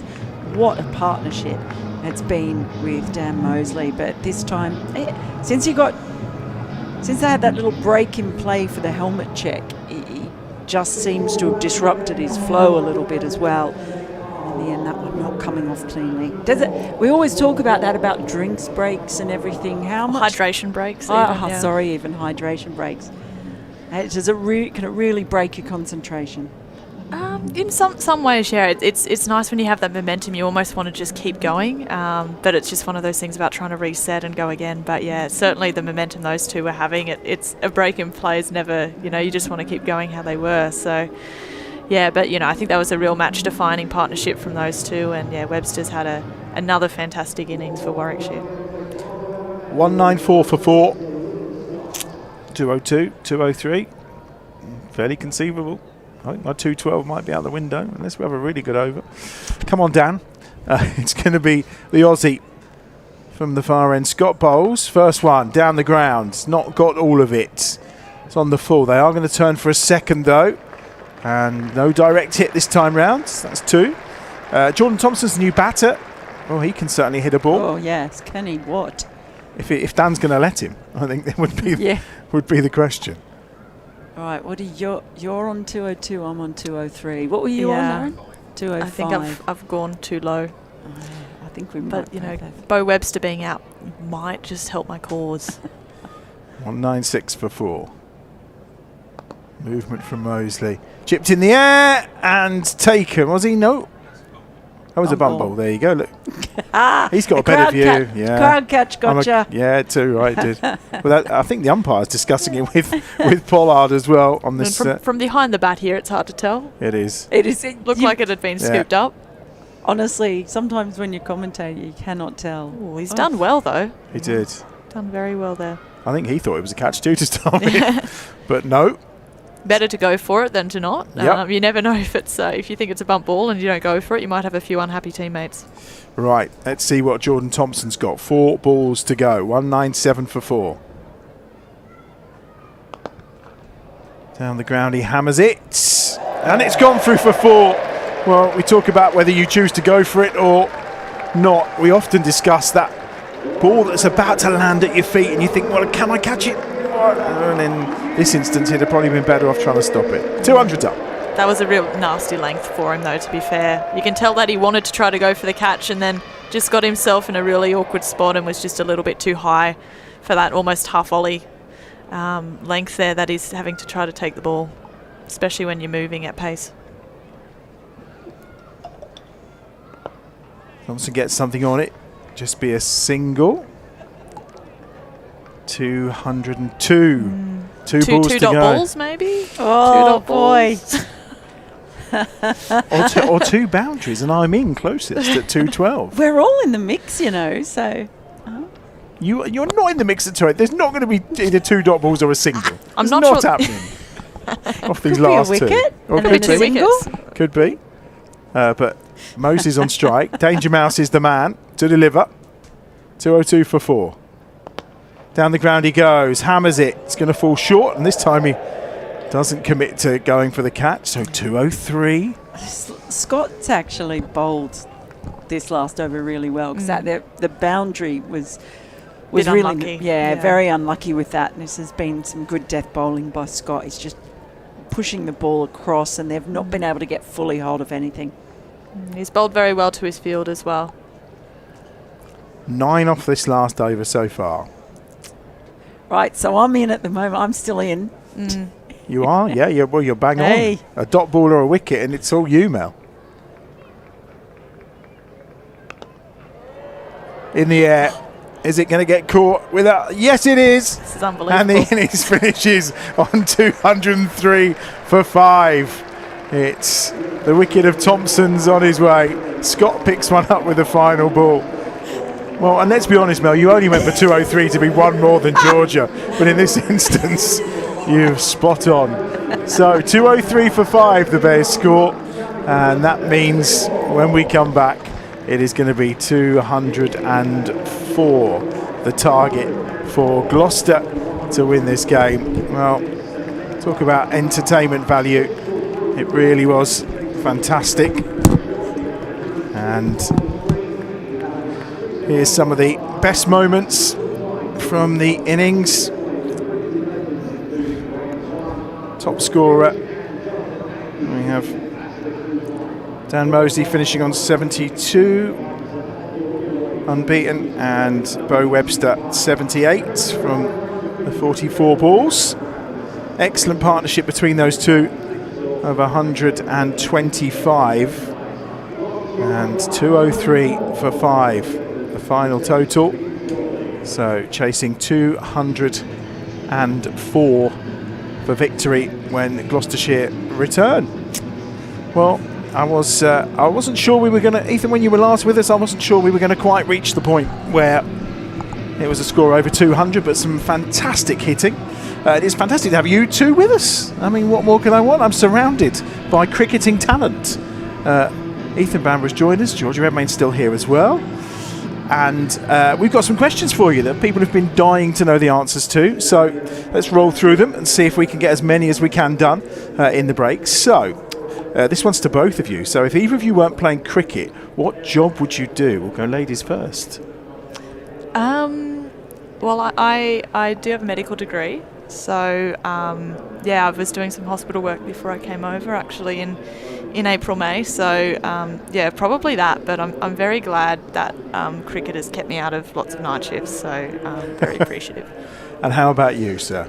Oh, I'm not quite as proper an answer. I'm not sure is the question. I'm afraid. I briefly thought at school about joining the army, or if cricket didn't work out, but probably something less exciting. I'm not sure, maybe a teacher or something. A teacher? I think you'd be a very good teacher. Oh, that's very. You've got a very lovely manner. I was going to say, you've got a lovely voice. I feel Yeah. like it'd be very calming for the kids. Thank you, that's very kind. Very calming. So there we go. Next question then from Stuart Milton. Have either of you been playing a match where it's really hot and you think, what the hell am I doing out here in this baking sun? This time we'll go with you first, Ethan. Yes. Although I find like normal day-to-day living harder probably than playing cricket, but there's been a couple of times when I've been away in the winter in Adelaide. I'm not built for that. Oh really? What kind of temperatures are we talking? It's probably nothing for Georgia, but just like high 30s, like early 40s, or like 40, and you're still playing, and you're like, this is tough. 3-over spell feels like plenty. But it does. And obviously, when we played Worcester here, the men played Worcester, you played earlier in the day. That was hot, wasn't it? But I'm guessing. Was that the Surrey game? Yeah, but I'm guessing nothing for you, really. That day was actually quite nice. It was a nice breeze. Nice. I think it was like early 30s with a nice breeze. Yeah. So we'd played at Southampton 2 days earlier, and that was like high 30s and no breeze. And I was really feeling it that day, just because like I'm used to playing in the heat, but like there was no fans or aircon or anything to be found at the ground. So it definitely makes it harder to deal with. And back home, you know that you're going to get a few really hot days. I remember playing in Adelaide. I think they almost had the heat rule invoked. I think it was like 41.8, and so if it got to 42, we'd have to go off for 20 minutes. So is that the limit? Just 42? 42, you have 20 minutes off. I think under that you get like more drinks breaks. I don't know, I haven't gone up too much above that, thankfully. But yeah, back home in Brisbane, we probably don't get the high numbers, but we have, like, if it's over 30s with the humidity, it can be quite sweaty and people get dehydrated very quickly. Ethan says, though, there are worse ways to be. If you were doing your medical work and it was 40 odd degrees, that would probably be even worse. Next question is directed specifically to you, Ethan. What's the key for a team working so well together with fierce competition, such as the Bears' pace attack this year? This comes from Sammy. I'm guessing he's a Villa fan because there's an up the Villa at the end. Yeah, I think it can be a tricky thing if it's not well managed, like a highly competitive environment. I think, we all understand that you want to be part of the best team, and that's going to bring a lot of competition with it. I think one thing Pop, our bowling coach, has managed really, really well is he's driven really, really clear values and our expectations of us as a bowling group, and an understanding that it's not necessarily one person over the other, but it's about operating as a unit rather than like individuals trying to kind of put themselves up. Obviously, you always want to contribute as an individual, but the understanding of how you fit into the group. So I think he has a really clear, he understands that could be an issue. He kind of addresses it front on, and looks at it from a positive, how can we as 10 bowlers win a championship rather than just trying to be in the top 4 or whatever it might be. So I think talking about it helps as well, and not shying away from the fact that you can at the same time be really happy when someone does well and also wish that was yourself in a way. We're all competitive people trying to and it's a performance-based game, but I don't think that on its own means that you can't then operate well as a team and understand how you fit into the wider collective. I was going to say, there's been a lot of rotation, hasn't there? And obviously Ollie went out on loan to start with, but then comes back and starts taking wickets as well. So just proof that actually within the group there's a role for everyone to play. Absolutely, and things like that are really tricky. I've gone on loan before. It's not necessarily a nice feeling, but the character of the man, and to come back and perform as he does, is a great example to us all, and how to carry yourself, and that things can change very quickly. You're never far away from making a big impact on the group. And you've certainly done that throughout this season so far. All right, on to our next question. If you could change one rule in cricket, what would it be, Georgia? This is a tough one. I feel like everyone has a crack at LBW, but I don't mind LBW. I would change, when you know that it's going to rain at a certain time in the day, but they can't preemptively shorten both innings. So you end up playing like a 50-over game. One team will have full 50 overs, and then the afternoon's a complete washout. So I find that's just dumb. Let's just play a T20 in the morning before you know it's going to rain, and then you actually get a result and one team can have the points. I find that really frustrating, or even in a T20 when you have a window and you can't fit a game in. So that's something that I would like to see have a bit more flexibility around. We also see that around test matches, don't we, where they go, we can't start play, we're going to take an early lunch, and then by the time they come out it started raining again. Yeah. It's quite, the rules around lunch and tea I find quite bonkers. What about you? There's loads of silly ones, but I think just on Georgia's theme, in Championship cricket, if you lose time, you still start the next day at 11 and you finish at 11:30 p.m. So you might as well start at 10:30 and just finish the day at normal time, 6. We were playing till 10 to 8 one day. It's honestly remarkable. We make some really arbitrary rules around the time that the game can be played and when lunch can be and when the drinks are. So I think a bit more flexibility would go a long way. It does seem a little bit silly, doesn't it? Right, next question for you. What's your favourite ever wicket, Ethan? This is from Mo. Ever? Oh gosh. That's a tricky one, isn't it? There's a lot to choose from. No, not because of that. I just can't remember any. I'm always so surprised I get a wicket. I would say... Actually, I got Dan Lawrence out here first game of the year, and I'd really struggled for a couple of seasons to move the ball away from the right-hander in the air, and I worked hard at it with a lot of help from people, and that got me that wicket really. So I was really pleased with that. Fantastic.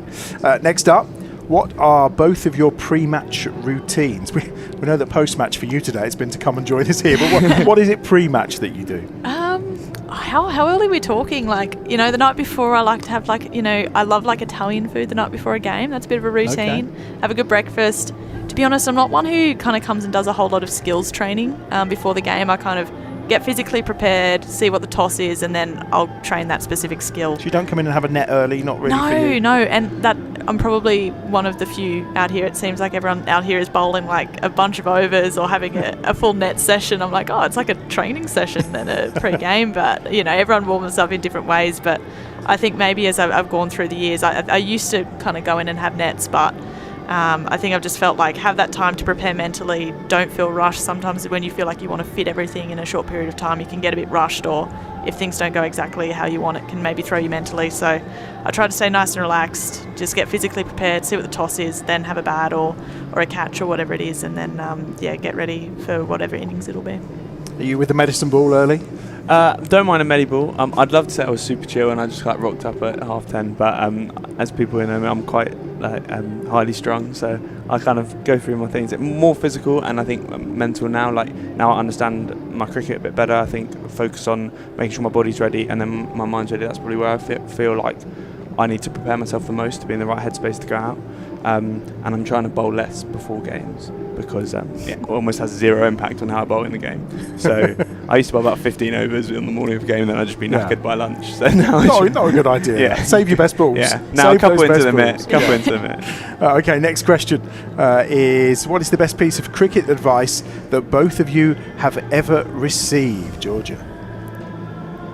I don't know, like just more the simple stuff. Like I think cricket is a really simple game that people overcomplicate. And I think, the benefit of just going in with a clear mind and refocusing and, playing each ball as it comes, as simple as it is, just watching the ball and moving your feet and just reacting to it. It's I've got nothing like no huge big quote of wisdom, but I think it's more just keeping it as simple as you can, like settle your feet, watch the ball, keep it simple and just each ball as it comes. Good one from you. I was just given some good advice a few years ago, which was like, even though you're always trying to get better, don't do that necessarily at the expense of what might make you unique, what may be your strengths, and sometimes focusing on those is just as good as going after something you don't have. One quick question to finish, and this is from Costa Boy. Says, you two are genuinely two of the nicest people in cricket.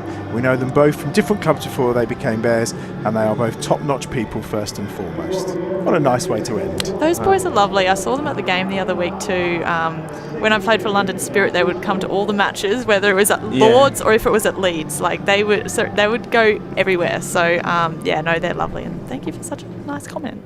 Listen, you two, thanks for taking time to come and do this. No, thank you. Really appreciate it. I think you're going to stay with us for a bit, aren't you? And we're going to get cracking. Georgia, thank you, particularly after a game. It's lovely of you to come up and spend some time with us. Really appreciate it. Thanks for having me. Yeah, it's a lovely view from up here. So it's great. It's not bad, actually, is it? It's not bad. We are going to be joined again by Mel. Ethan's here too. He's going to stay with us for a bit. And we'll move out the way and we'll get this innings underway. And it's going to be Short and David Milan who are going to get us going. And it's going to be Richard Gleeson who's going to come in from this pavilion end. So, chasing 204 to win. In terms of chasing this year, have Gloucester had a good campaign? Well, they do when these two get going, I can tell you that much. Darcy Short and David Milan, he's only just come into the side, a bit like Liam Scott, admittedly due to an injury. But if these two get going, could be in for a bit of a roller coaster of a game. Here we go then. Gleeson is going to get us going. Oh, it's a quick ball and it's a wicket straight away. The celebration's there. Well, he's not walking and there's nothing coming from the umpire. Well, the celebrations are wild for the Bears, but nothing from the umpire, no movement from Darcy Short. It's umpire Pollard. Let's have a look. Well, he's saying not out. Short saying he's not touched it. And he stays. I think he may have been indicating it's come off his shirt sleeve, potentially. Well, wow. Gleeson's not happy. I don't want to say what I'm thinking. You're kind of missing the point of commentary there. It didn't look right. It might have been a bit of bat onto thigh pad, but it just looped. That's out there. That's got to be, is it? No, it's just up in the air and it's going to land safe. Well, Gleeson is bowling at some pace here. I reckon that might just rile him up even more. Absolutely. Paul Pollard not one to be moved by protest, as I've found out to my detriment in the past. Have you ever done a celeb appeal? I really try not to, but I definitely have. I actually only do it when I think it's not out. Obviously, I only ever appeal when it's out, but on the rare occasions when I get that wrong, if someone misses it by miles and you charge off, it's probably a good sign that he's nowhere near it. Gleeson not happy. Milan taking his time. Conversation between Pollard and Darcy Short. Just hand, didn't touch it, mate. Wasn't me. Didn't touch it. Gleeson in. Again, he's beating him outside the off stump. Oh, he's got a head full of steam now, doesn't he? Certainly does. Can see it coming out of his ears almost. Puff the magic dragon. He's furious. I mean, we're not going to know the truth without Snicko, I don't think. We can see what we can see with our eyes, but definitely a bit of back pad there. Like, I'm hoping that he didn't edge it onto there, otherwise that would be really disappointing for us. But a great start from Glees. Such a skillful operator, as well as being one who bowls with such high pace.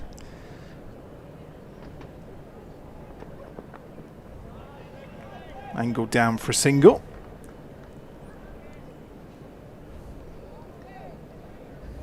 And Darcy Short wasn't going anywhere, was he? There was no admission coming from Darcy Short. Pesky Australian. Well, he might feel that he's owed one, because he did have that direct hit to the stumps. And oh, was that out in the end? Well, we don't know, but I think he definitely thought it was out. It looked good. It looked pretty good. Yeah, which is why I think he might feel in his own mind that he's owed one. I don't know if you saw that England got to 150 for 4. I did. Freya Kemp, 44 off 28 balls. No run for Short. I don't know where you stand. I'm personally don't think you should walk. I think you. Whatever. No, not unless you nick it to gully. You've been hanging out with Stuart Broad. No, he's too cool for me. But no, I think that the umpires there for a reason. They level themselves out over the great game. I don't mind it, unless I'm bowling, of course. And then you should always walk. It's probably the hardest thing I've ever heard Ethan Bamber say. Wow. Full of surprises you are. Ooh. That's not far away again. Darcy Short living a dangerous life to Richard Gleeson, just 2 off the over. Excellent start from the Bears. Excellent start as ever from Richard Gleeson. I think he's walking away going, how on earth have I not taken a wicket there? Christopher Wokes, he's going to bowl from the other end.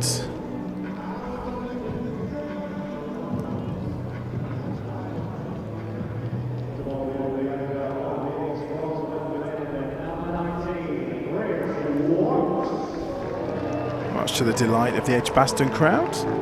What a bowler, what a man. He's like an institution in himself, a wizard.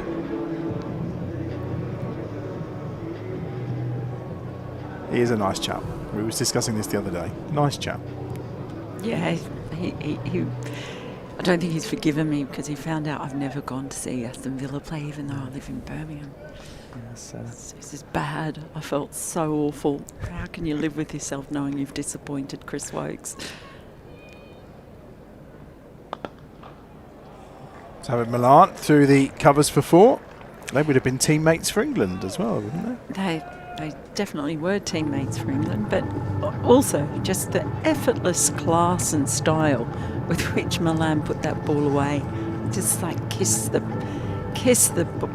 ball with the bat. It was beautifully efficient batting, like lovely bat swing. A bit like what we were talking about Zen earlier. Things never look difficult. Little straighter from Wokes. There's no run.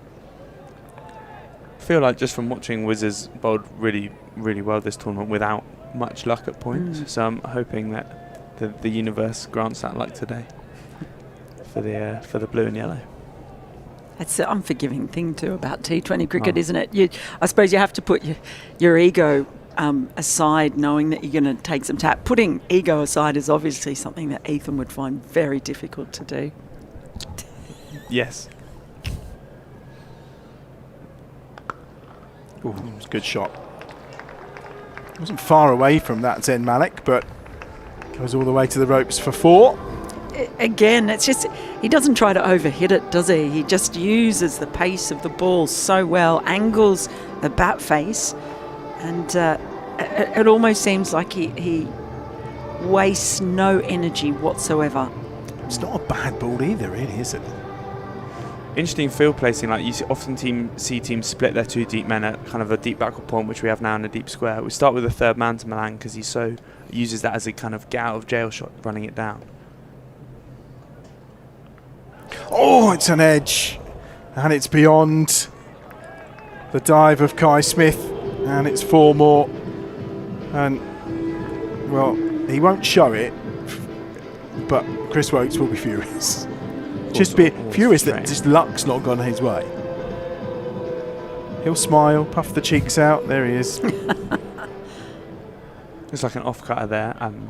Looked like, even though the Bears got hold of a few change-ups, worked nicely when they were well executed in the first innings. Slower ball, nicely done. I think you're right, he has bowled well in this competition without really getting the rewards. It's always frustrating, I think, when, or certainly in my experience, when you bowl and you bowl a ball you're maybe not super happy with, like if that first one was slightly over pitch, for example, and then you get a well-executed ball that goes for 4 later in the over, like the edge, makes that miss even more frustrating.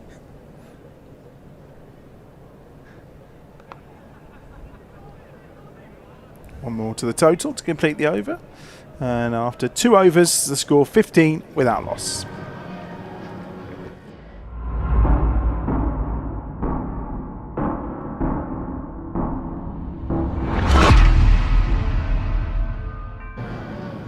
I did have said to him about being too nice, because you have a man there who would win test matches, and then when Wood, Anderson and Broad were all fit, he'd just get left out. And I think, you cry? Well, no, not really. It's, well, never kicked up a fuss, never caused a problem. I mean, he's so unlucky, isn't he? Because he's such a brilliant all-rounder. He's been such a brilliant all-rounder at the time of Stokes. He's been such a brilliant swing bowler at the time of Broad and Anderson. And so it's...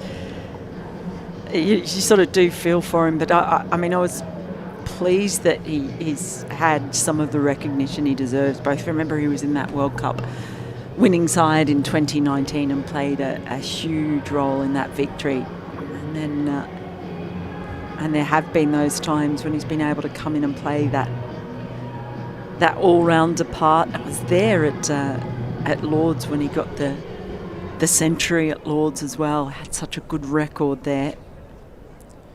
There are very few people who come in for half an Ashes series and get player of the series. It's Yeah. quite remarkable, really. Mosey's on, and that's going to be 6 runs. And yet again, it's effortless. It's just so smooth and silky from Milan. There almost seems to be no muscle in those shots. I know there is, but it's just the way he plays it. It's just all delicate touch and timing, but yet the ball's gone for 6. That's an extraordinary shot. Oh. It's just graceful, isn't it? He's one of the most pleasing batters on the eye, I think, that you'll see around the circuit. It's also really clever batting from a kind of tactical point of view. Now Mouse has to come a bit straighter, opens up the leg side. One more to Gloucestershire's total, 23 without loss, 21 of them to Milan. It's one of those starts. I feel sometimes players like him, they read the game so well, they understand how their game fits into what the bowler's trying to do and how to try and manipulate that. So hopefully we can snaffle a couple early. To the pads of Darcy Short. Darcy Short tends to be much more of a proper power hitter. It's just two very different styles, whereas Milan kind of caresses the ball around the field.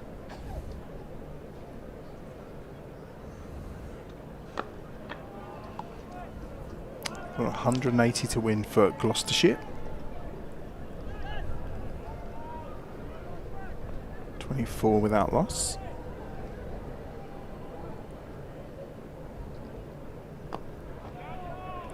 yes, come on. Quite an early bowl here for Dan today. Ethan's living every ball He is. in the It's commentary great. box. After Gleason's first over like that, as a fast bowler, would you be like, oh, I'd have quite liked a second? But Yeah, I mean, it's always a difficult balance. I think those 4th and 5th overs of the power play are historically very difficult to bowl, and so I think you often want to save your best or most threatening bowlers for those periods. So that might be some of the thinking. I'm not sure, obviously, what's going to happen in the next couple, but I think that's one of the things that was spoken about after those first 5 games is whether we can use a combination of bowlers we have maybe slightly differently to navigate those difficult periods in the game. So I can only think that might be one reason. 3 overs gone, 26 without loss. Warwickshire is going to get a second from the Birmingham end. Do you find much difference in which end you bowl from? Do you have a preferred end here at EdgBLASTon? In terms of like the actual approach and run up, which you have at some grounds here, is not much different. Very, very flat. The wind tends to come across the ground from like the new hotel side.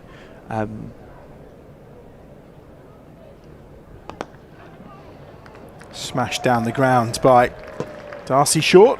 And it can be very strong at points. That probably makes the biggest impact, especially in red ball cricket. I have tended to bowl more from the pavilion end, mainly because Diz and Warwickshire, more outswing bowlers, have preferred the other end with the breeze. So that's fine. That suits me fine. But actually, in the Essex game we played here, Barks bowled from this end for the reverse reason, and I enjoyed the other end very much. But until that point, I don't think I'd got a wicket from that end. So I was a bit like bad juju. Wide ball, slower ball. Are you superstitious? I try not to be, but yes. I was going to say the answer he gave earlier about routine. I read into that he's very superstitious. About some things, I can't say relaxed because anyone who knows me would laugh, but I'm very I don't mind. Which pad do you put on first? That I don't know. No order to getting dressed for the game? Oh, well bowled. Not consciously. I'm sure I do it in the same way. But then some things I like. So I don't like the ball before I've reached my mark. I don't like people talking to me when I'm bowling. No, I'm joking. I always like set the ball in my hand the same way. So stuff like that. Yeah. But I wonder if I'll pass that off as good psychological routines. I think everyone does, doesn't he? Well, you see bowlers sometimes who start and they go, oh, actually I'm going to wheel round again because if I don't do my routine. Yeah. No, I don't know that. I'd probably do some weird things I'm not aware of. Whatever you're doing is working, so just keep doing it. It's a nice shot that from Darcy Short. Well, it's a tough one here for Chris Woakes. Real fine line, I think, with the new ball and white ball cricket between trying to give the ball a chance to do something and bowl that kind of aggressive length, and also on good surfaces, kind of moving into that hitting arc.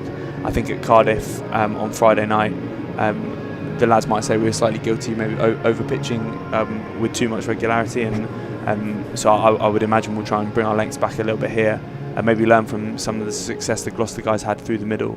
Although it was difficult to bowl, cut us into the wicket, off-pace delivery, trying to get a hit out square.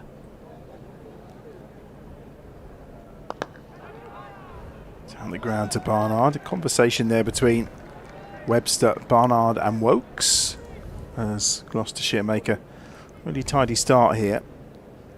It's interesting actually, when we were last here last Wednesday, his first couple of overs went for 20 odd. Then he came back with his third over and it was superb. Really was an excellent over that helped set up the victory. It is tough bowling in the power play for sure. That's nice length. Great stop. Oh, Sam Malik's throwing himself around. I think also when the team batting first has set a really big target, you're going to see the chasing team really attack the power play even more. Just while the ball's hard and might get some real value for shots and just wanting to make sure they don't waste that period of time when they've got the extra fielder up in the ring. Absolutely. You do have two very destructive batters at the crease as well. David Milan, he's not got all of that, but it was far enough away from the fielders for another boundary. 40 off the first 4 overs then. Milan's on 26, Short's on 11. That's another really challenging thing, is actually like accepting that in T20 cricket you're going to get hit, people are going to come at you, and especially with 2 fielders out, you know, sometimes the odds are going to be in their favour, the ball's going to go where your fielders aren't, and actually having the kind of mental clarity to revert to your process, to reflect on whether or not you've executed the ball you wanted. I think that's what the best players seem to do. They seem to leave a ball where it is. You know, they take what they can from it. Was I short? Was I not? You know, did I bowl where I wanted? Was it a good ball and I just got hit? And then they move on to what they need to do for the next ball. And I think having the ability to move past boundaries or expensive overs is almost as important in the skill itself in this format. Sam Mosey's getting a second over.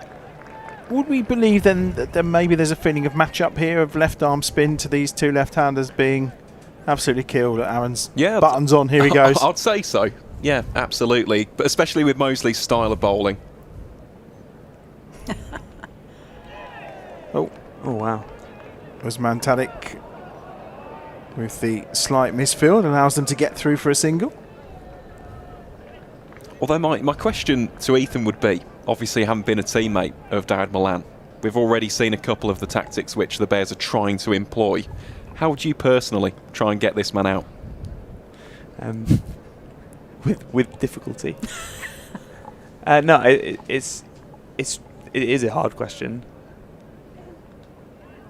I think one of the things that makes him so destructive is he's so good against width, you know, with his hands to the offside, and then has developed in T20 format that ability to step across the pace and hit over the onside. I think teams seem to have success when they hold that kind of top of the stumps length and make him try and like club the ball, almost like we've been talking about. I think when he's trying to muscle the ball, you're in a good spot. So whether that's changing your pace, whether that's like using the short ball, whatever it might be.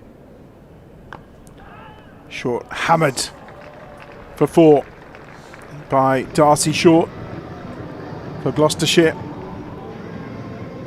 I was about to say Moses going quite well here. He's only gone for 3 off the over, but well, it's not too bad actually when you consider the previous over. Well, they're going at the 10 and over they need. Was a great stop with his left boot. Well, he'll probably, I reckon that trap, he'll get that on film and send that off to Unai Emery and say, please sign me up. Well, he's given up 7 of this over, and in terms of the way they've been scoring, if he can get out of this over, he'll have done pretty well. Down the ground for 1 more. I think, Aaron, sorry, just in answer to your question, or a better answer to your question rather, I think sometimes against players who are really fluid like Milan and react so well to what you bowl, it can sometimes be difficult when you split your field. And actually I think some people have success when you bank one side, gives you the line to bowl, but also might make them kind of really commit one way and try and force the ball against, and that might create a wicket opportunity. I mean, it's all easier from up here theories, but I think sometimes split field to really fluid, like natural players like Milan can be difficult. Richard Gleeson's going to have an over from the Birmingham end, should I say. 48 without loss after 5. Short on 17. Milan on 27. And Gleeson, I'm going to ask you a question that you probably don't know the answer to, so maybe I won't ask it. Where does he take most of his wickets? No, he knows that. No, I can tell you that. It's at the deck. I meant, sorry, which end? Oh, I thought you meant in terms of the game. Here is Gleeson in. Cut away with some panache and some power by Short. He's on to 21. 50's up in the 6th over, so 31 balls for their first 50. 52 without loss. I think Darcy Short might enjoy pace on, although he was obviously troubled in the first over. But anytime he gets bat on ball to Gleeson, Ooh, big swish. He's got to get bat on ball though. If he does connect, it'll fly, but... Well, he may feel he had a life here from that first ball. Absolutely. Well, Gleeson and everyone in the Bears team were convinced he was out. The celebrations had begun. The high fives were done, but no finger from umpire Pollard.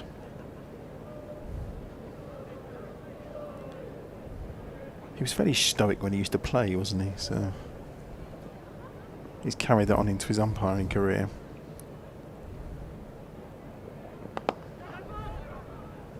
Good stop. I think the other thing you'll be holding in mind if you're on the field for the Bears here is like things can change so quickly. That is the nature of T20 cricket, and always to know that, you know, one of the great things about this format is that even if you have a difficult over or difficult 3 overs, you know, your last over can be the one that wins the game. To always feel that you can impact the game. I know that's something that Westy and the coaching staff speak a lot about. Is, you know, that you always have the opportunity to change momentum.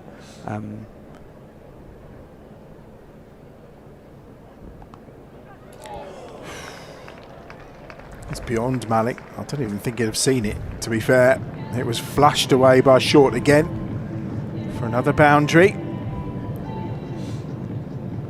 We'll get the dot ball count in the power play if we can in a couple of deliveries time. Oh, I don't think there's been too many. No, and that's what I mean when I say he'll enjoy pace on Darcy Short. He's a very compact, muscular figure. Look completely different to Milan, even though they're both scoring boundaries. 2 fours, 2 dot balls in this over. Better. What Darcy Short's looking at was well within the blue line, I think. Yeah, I think he was looking for the wide, but that looked like it was right on the blue line and then seemed back in. What would you bowl next, Ethan? I think I'd be tempted here to, if I was bowling, I'd bowl very differently to Cleese, but to maybe bring my cover fielder up, send him and try and kind of go into the body, maybe pace off top of the stumps. Or just that. That's good. It was a very good ball.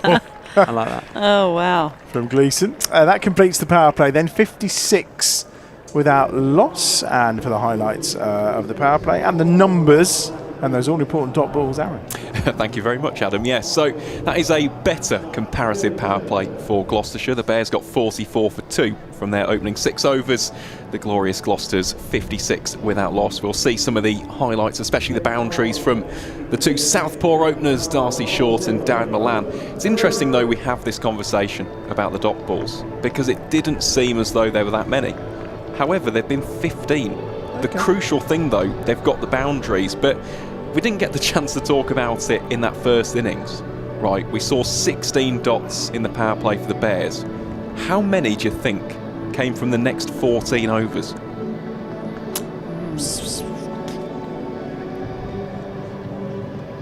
12. 12? Well, I was going to say 12. 12. Ethan? Maybe 10? 10. Oh. Exactly 10. Great guess. That's really similar to what we saw in the women's game as well. Exactly that. Warwickshire, it was 12 in the remaining 14 and 16 in the first power play, in the power play. Here's the man, Usman Tariq is into the action. I confess I slightly cheated at that game. Oh, I did you? I got a tee off. Yeah. Do you know what? A tee off. That's the first blemish on your character, that sneakiness. Goodness. I'm just trying to change perceptions. Oh no. Sorry. I'll have to do that one again. How much fun has it been having Usman Tariq around? I was only around for the first few games, but he brings a lot of energy. Very, very smiley man. Loves bowling. Amazing to kind of watch him go about his stuff. Yeah, it's been great. Carved in the air, and he's got his wicket, as ever. He's a man who changes things. He makes things happen. And it's Usman Tariq, catch from Gleeson. 58 for 1, and Short's on the way for 25. He makes things happen all right. so many batters have struggled. They struggle with the action, they struggle with the pause. All of a sudden they find it difficult to time their shots. And you can see there he's just threw it a little bit early, perhaps a bit fuller. And he was expecting, they just find it so hard to judge him. He had no idea where that ball was going. It's an easy catch in the end for Gleeson. But what an impact player he is, Usman Tariq. He's so entertaining too. Have you not had the pleasure of facing him in the nets? I actually did on like his first net session. He must have thought, wow, these guys are rubbish. There was a second team. It was before the start of the Blast. There was a second team game going on. The whole first team, as it is now, was playing in the second team game. I just turned up Portland Road for it, hoping for a hit against sidearm, maybe just a bit of feel good stuff. And this bloke's like throwing down, they're spinning that way. Oh, jeez. He was so kind. He honestly started bowling like seam so I could hit it. How much does the delay affect you? Because we were discussing how it can affect your timing, maybe, because you don't know when that point of delivery actually is. Yeah, and I think his ability to watch a batter and whether it's movements around the crease and change, it's incredible. I don't know. I can't really fathom it. It's fantastic. I think one of the other things that we've heard people say a lot as well is that it just looks exactly the same every ball that comes out, and then you've no idea it's going one way or it's going the other way, and so it makes him just so hard to pick. But he'll forever be a favourite for me when he wasn't expecting to bat and came running out without his gloves and his helmet on. Liam Scott is the new batter. Oh, and has he got Milan? Oh, well, he was done all ends up, and then Kai Smith has fumbled the ball with a chance to run out and stump Milan. Let's have a look. Was he done all ends up? Yeah, there was no nick. Oh. And actually Milan even took a further step forward. Chance to get rid of him. It would have been a second wicket in the over. Chance for a run out. Maybe. Oh, it's not far away. Oh, boy. Wow. When you say he makes things happen, oh my goodness, does he make things happen? He certainly does. 7 overs gone then. Score 59 for 1.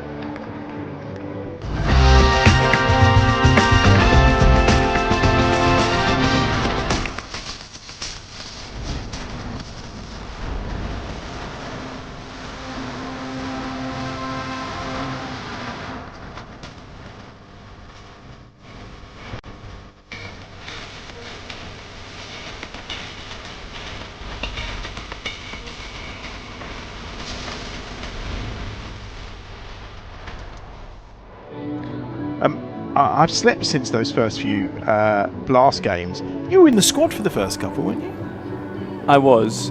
Because I was thinking, oh, I'm quite excited to see this man throwing it down at high speed in a 20-over game. That's very kind. Yeah, I would have loved to play. Thompson's in. Nice start, Jordan. I'd have loved to have played. It's a area or a format of the game that I would really love to play more of. And as ever with cricketers with inflated egos like me, I feel like I could have a positive impact. But that is, I've got a lot of learning to do in that format. And I think I was in the squad very much as cover. I knew that I wasn't kind of close to playing in that sense. Okay.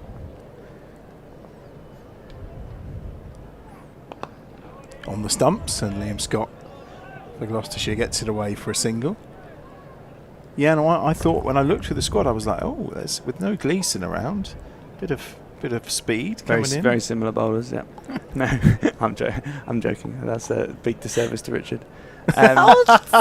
We really have to work on. No, we are very different bowlers, and I feel like I have a skill set that if I'm able to execute it could be beneficial in this format, but I've been given clear instructions on how I can get myself into the team. Yep, excellent. Ooh. That's all you can ask for, really. I think is clarity around where you might fit in, and then the opportunity in second team cricket to go and kind of display that and execute it. I had some opportunities and didn't do quite enough, and that's completely fine. I'll keep trying as much as I can. Yeah. I think it's lovely that you want to play in all formats. I think that's... Yeah. Well, you've also, though, become invaluable in the Red Bull format, and Warwickshire definitely in the mix when it comes to the last block of games in the county championship. Ooh. Well, he's going to get away with just a single for a really rank delivery. Yeah, he really has. He's whipping through this over quickly, though. And that required rate, I mean, this is it. A really good start. However, the required rate is already up to over 11.5. Another couple of wickets would really put the pressure on. Absolutely. Jordan's such a, has the ability to impact games so quickly as well. It's an excellent matchup, I think. Got some good pace as well, hasn't he, at times? He does. I love playing cricket with him. He's an amazing teammate to have. He's so desperate to help the team win. A wonderful team man in that he'll adapt his role to what you need. But I think also just the energy and the confidence he brings. You see how he plays his cricket. Has absolute belief in his skills and his ability to help the team win, and he wants all those difficult moments, and that's all you can ask of someone you're playing with, really, is to want the ball and to believe that they can come out on top in those moments. And he's been wonderful addition to the group. He comes across that way with the bat as well as with the ball too. And he's got good swag. He hits a mean ball as well.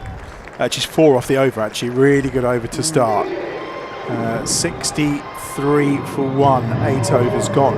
This kind of new, I say new, the way they've formatted the season this year. The fact there's no Red Bull till August, a bit frustrating for you in particular? I think it's peculiar, like it feels unusual just to have such a space from Red Bull cricket, but also we've asked for changes as a playing group, through the PCA, and that was well documented. And they've tried to change schedule to make it more amenable. Obviously, big things to fit in the Women's World Cup, the 100, etc. So I think it feels really as good as it can be. There's people are always going to want things differently. It's going to be really exciting finish to the season. Certainly will. Usman Tariq's got the wicket. No, he hasn't. Milan's reverse just dropped short of Bo Webster.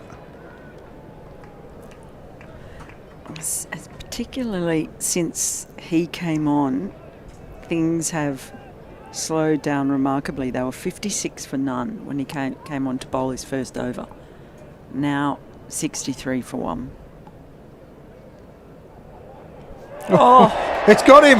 He's got him! He's chopped on. The danger man goes for 30. Usman Tariq again delivers the goods for the Bears. Milan's on his way, and it's 63 for 2. What an unbelievable addition he has been to this Bears bowling attack. Again, it goes really round arm like he sometimes can. Look how far around. It was almost like it was being bowled from around the wicket. It was so flat and rounded. And it stayed lower as well. Yes, take a bow, Usman, take a bow. You deserve it. It's rare that you see someone have such kind of consistent and dramatic impact. Like, people really, regardless of what he actually bowls, the kind of aura he brings, even the impact he had on Friday night for guns was remarkable. In that over, suddenly he'd been flying, and then over almost 2 wickets in. It's just extraordinary how he's able to reverse the momentum of an innings. But the different changes, because quite often he's so wide on the crease before he comes back in. But on that occasion, he's bowling over the wicket, but because he's dropped his arm right down, the release point is so low. It was genuinely like it was coming from the other side of the stumps. That must be so hard to deal with as a batter. But he's certainly a unique and fascinating bowler. Hammond is the new batter. It's how far out that's gone off the inside of the bat and been played on. So wide of off stump. And that's part of it, where you just look at that release point. That release point just blows my mind when you watch it back again. It's almost in the umpire's eyes. Yeah. incredibly difficult to deal with. And so far, 9 balls, 2 for 4. He's a game changer. Now look at the difference in the delivery, the release point, everything about that ball than the one that got out Milan. You're absolutely right. I think like you rely so much on cues as a batter, and better batters will be able to say more, but like to pick up certain signals. Well, he's got, 7 different deliveries? 7 different variations that he bowls regularly. He completely messes with, as you say, with those timings, with all your cues, all of those things that you might rely on. If you're not just against a regular spinner who moves the ball both ways, if you can't pick it, at least you have those things. Whereas with Usman, even that's difficult. It's a beauty, absolute beauty. Oh, you can't believe he hasn't taken another wicket, and you can understand why. It's an over. The Gloucestershire batters all over the place here with Usman Tariq. 65 for 2. What was the power play score again? Just remind me. 56 without loss, and cricket's ever such a funny game because, would you believe it, after 9 overs, Warwickshire were also 65 for 2. Well, there we go. But so just 9 runs from the last 3 overs and 2 wickets. And not only that, I mean, it's been over 3 overs now since the last boundary. And the run rate is up to 12.6, having started at literally just over 10. Dan the man is back. Brilliant with the bat today. Drilled down the ground. That's going to be stopped. Lovely bit of relay fielding. Teamwork. Australian chemistry.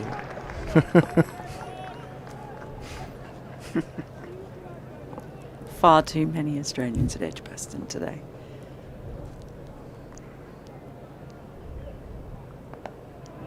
It's cut away.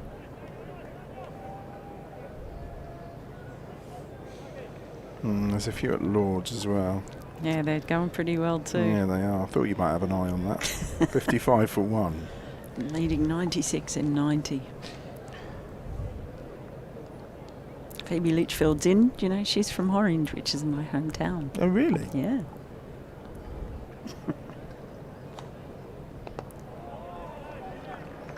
There she's named after a quaint Staffordshire city, Litchfield. She's an amazing player. Sweeps, reverse sweeps. Yeah, her Super reverse skillful. sweeping is just ridiculous. Oh, that wasn't far away. Had it hit. It just feels like Tariq comes into the game and it's going at breakneck speed, and it's like it's come to a screeching halt. And they've got to get going again. And also, I think while they're doing this is what Dan's on for, isn't it? Quick 6 balls. Just try and stop it. Here's a chance for a catch. Oh, it's put down. Well, it's not like Sam Hain to put down chances. It was a difficult one. He'd run a long way to get there. But he tends to not miss those. He tends to pouch them. Well, he's absolutely haired, and it's one of those ones, you know, someone who's a good fielder can make a drop out of what would not even be a chance if not so good a fielder went, as the next ball just rubs salt into the wound. Halfway stage, poor ball to finish the over from Dan Mosley. It was going so well prior to that. 75 for 2. Then halfway stage, Aaron, how do we compare? Yeah, quite similar actually. So Warwickshire were 81 for 3, so yes, they were 1 wicket worse off, but as we just see the replay there, Hain got to it, didn't he? I mean, that really is desperately unfortunate for the Bears, but yeah, it's an intriguingly poised game at this stage. For Liam Scott now, we all know he's a destructive batter, but in addition to that, he's just had a second life. Usman is going to bowl a 3rd over. So again, you get nervous about third overs. Well, I don't with Usman really, but generally everyone else I do. This is really trying to put the squeeze on, isn't it? Yeah, whenever you have someone as impactful as Usman, it's always a challenge as a captain to know, I imagine, how to use them, whether to hold over his back, whether to try and kind of front load. Which is obviously a sign of how delicately poised the game is that he's bowling a third over here. I do worry, you see, when you get to a third over that they can read you a little bit. But I think in his case, good luck. No one can read him.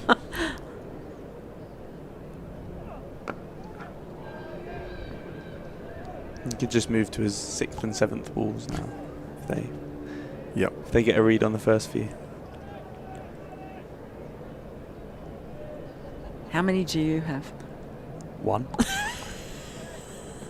Top of off. Sometimes.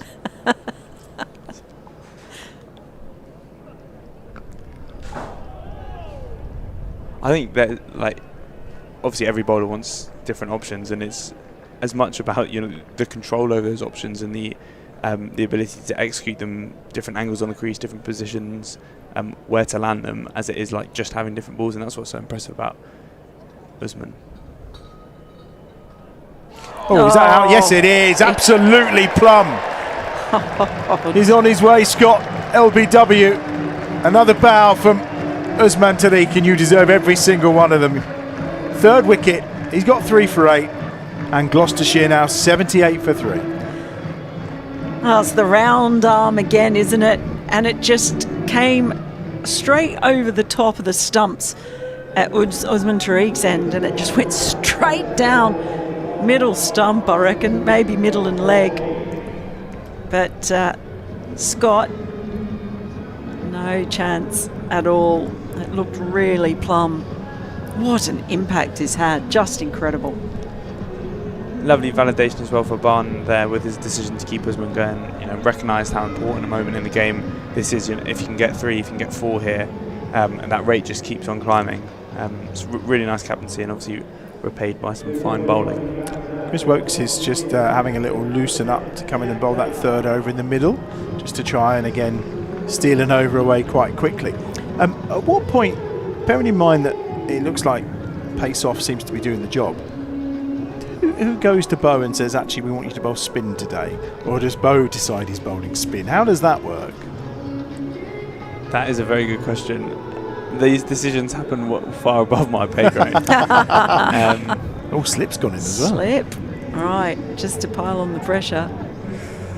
Yeah, the captain's in, Jack Taylor for Gloucestershire.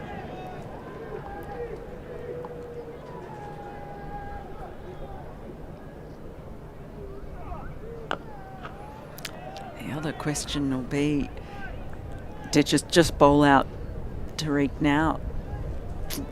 This is his third over. He's got 1 left. Well, I mean, look, what do they need? 125 off 55 balls. He's going for 3 for 9. If he gets another wicket in that 4th over, then you know it goes against my ethos. It does.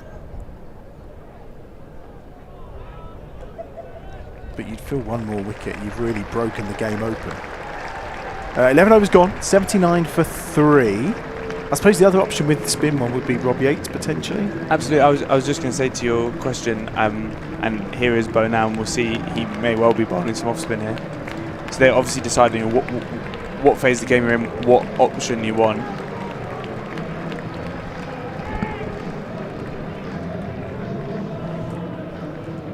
And then who might be best suited to kind of address that need. And obviously they feel like Bo's off spin here is the best option. This is actually really exciting to see Bo Webster come in and bowl off spin. I spoke about it before. He's like so versatile as a cricketer, both with bat and with ball. I mean, we've seen him bowling. We've seen him bowling off spin in a test match as well as his cricket deliveries. Well, they've gone down the ground straight away. Oh, I thought maybe a chance for a catch, but it's well fielded, and it's just going to be 2. I'm just curious as to the processes who has that conversation, because obviously he's been bowling seam up in the blast, but in this instance it looks like spin seems the better option. And he is, as we say, your all-rounder in every conceivable manner of a cricketer, isn't he? It's one of the wonderful things about having someone so versatile that you can use them and deploy them in different situations. He's like that in life. You know, he's studied about 7 or 8 different things. He was going to be a journalist at some point. We did, obviously, when Georgia was here, she obviously mentioned him being called Slug, which we discussed last time out. So I meant to ask her if she knows the origins behind the Slug, but you don't know the origins behind the Slug either. We know it's Snug, isn't it? That's where he he's comes from. It seems like a plausible story. Okay. Is that almost a catch? It was nearly a catch. Anyway, 81 for 3. It's been kept in. Well done by Richard Gleeson. And Thompson's there. And it's, well, a relay of backing up has done the job. 81 for 3. 82 for 3, should I say. It's Hammond. Oh, wasn't far away from being caught. That's a couple that have been not too far off. Oh, Oh my goodness. My goodness gracious me. I tell you what, it was the right option to go to Bo Webster for some off spin.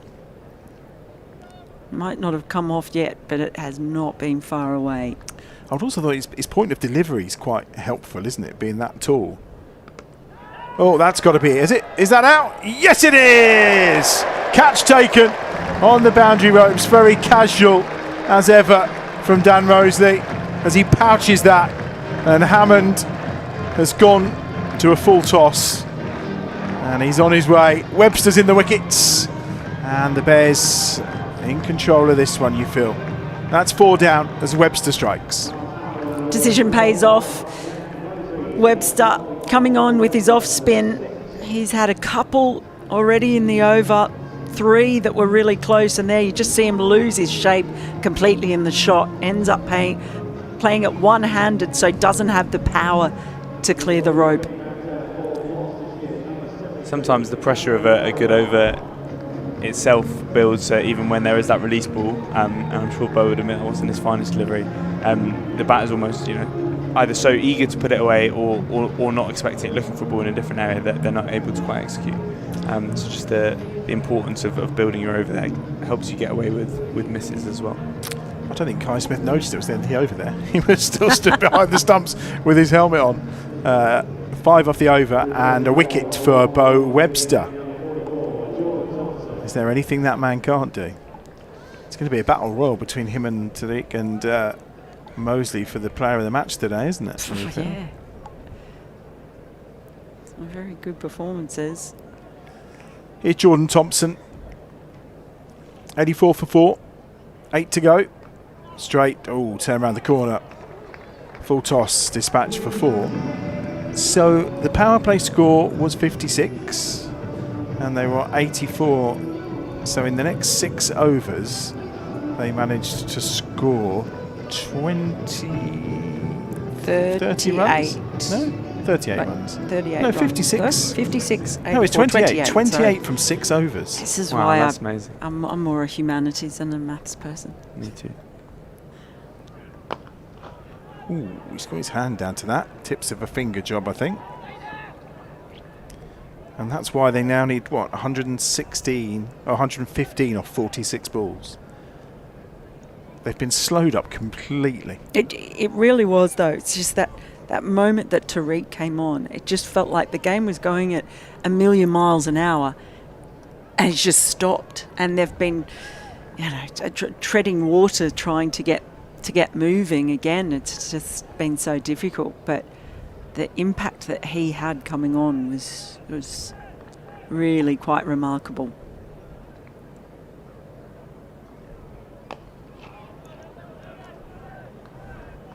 One more to the total for Gloucestershire. They move on to 90 for 4. Both these batters very, very powerful hitters, particularly over that long on deep mid-wicket area. So it'll be interesting to see the kind of options that George goes to. Looks like at the moment he's trying to go under the bat predominantly to Jack Taylor.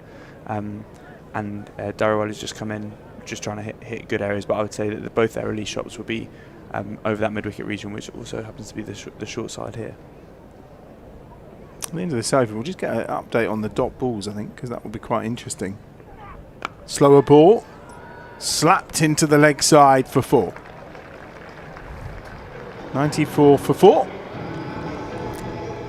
You waited for it, picked the gap, put it away with great control. So they did opt against bowling to Tariq out here.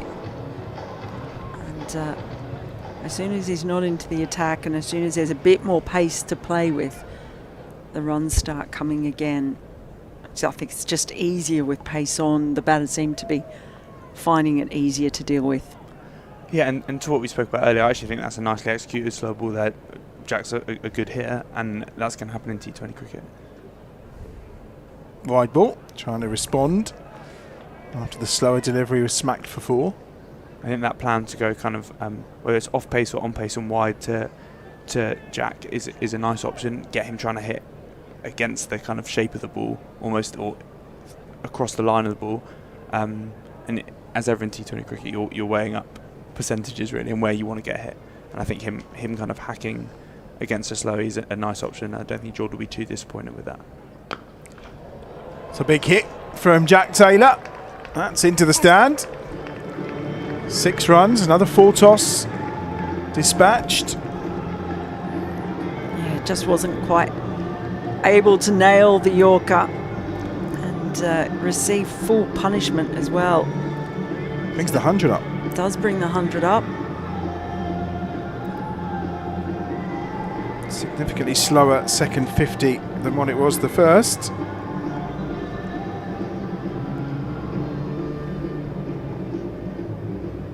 Almost no foot movement in that. Yes, a swipe. Quite an old school or kind of straight down the line T20 player, Jack. Last ball of the over. Good bit of fielding. Just going to be 2 this time. Expensive old over. Partnership with these between these two up to 19. And after 13 overs, the score 103 for 4.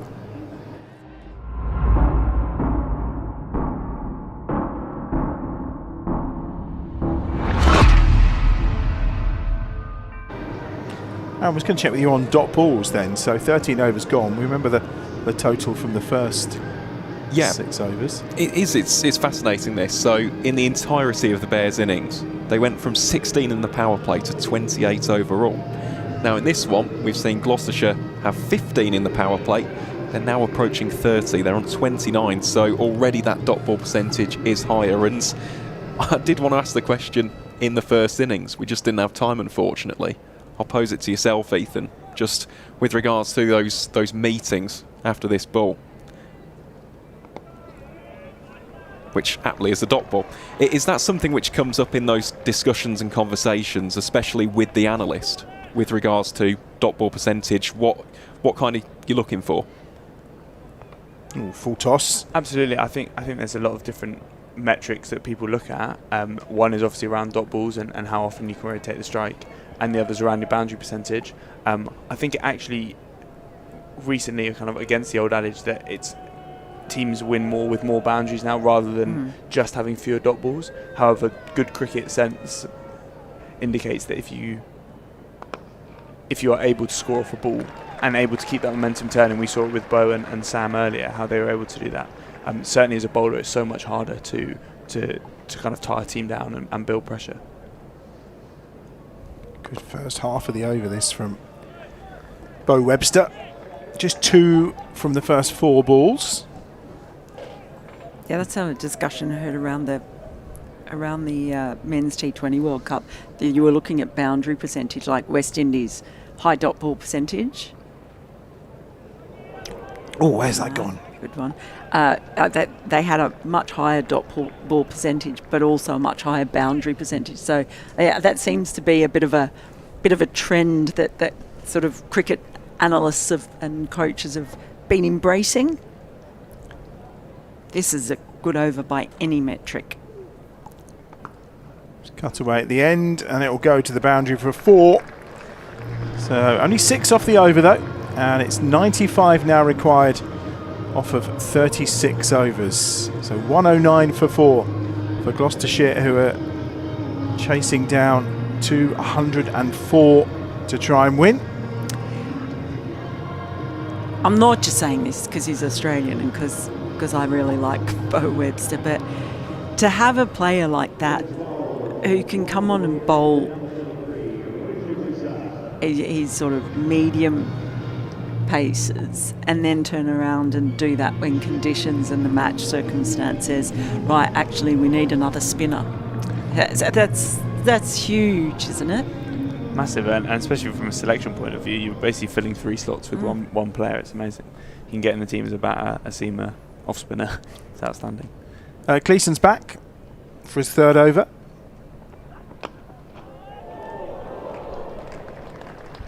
Top ball to start with. It feels like, and they've scratched around since Jeetan Patel left to find an overseas player who kind of really fits.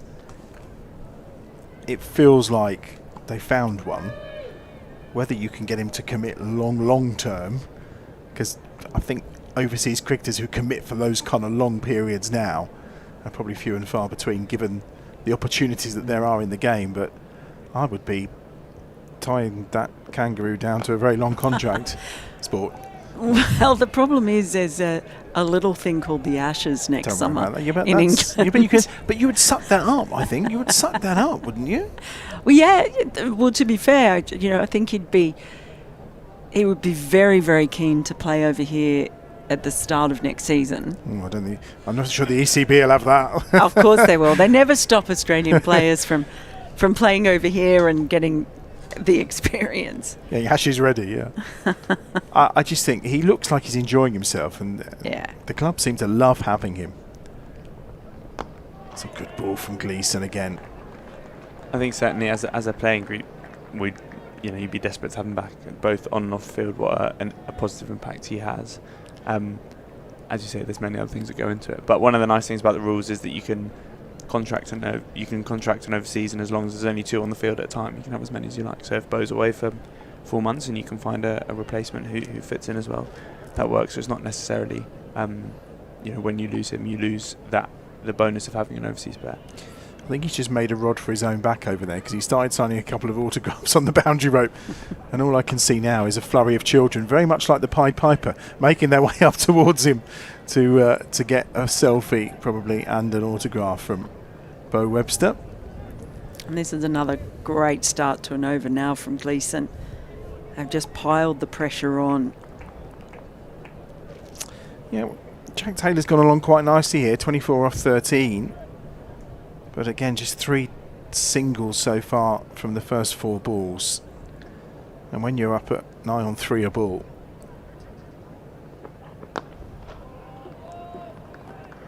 Really good bowling mix between his pace on Yorkers and those wide slowies. And obviously the advantage of bowling with high pace is that people are kind of aware of that, they're worried about that, might even be worried about the short ball as well. And therefore your slow ball's more effective. And people might not be lining up as easily.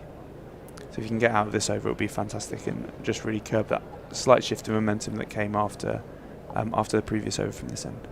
Do we think we've moved into a phase where Gloucestershire are protecting run rate here? Because the chance of winning the game when you need basically 18 and over for the last 5 overs is I would argue, fairly slim, unless there's going to be a catastrophic bowling display and some remarkable batting.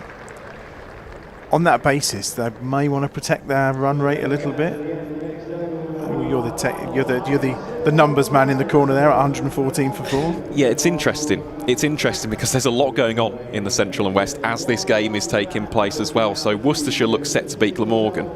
Somerset look destined to hammer Northamptonshire, which is a real turn-up for the books, given the fact that Northants before this game were unbeaten.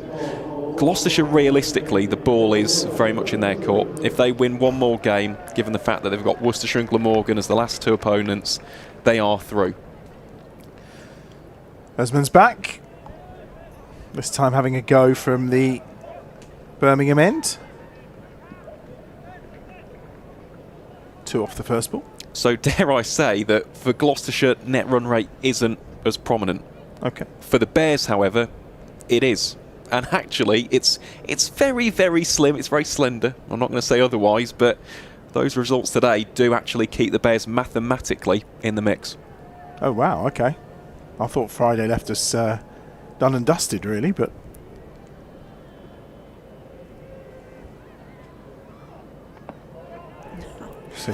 I mean... honestly, you almost feel for the batters, don't you? Just so difficult trying to work out how to deal with these deliveries.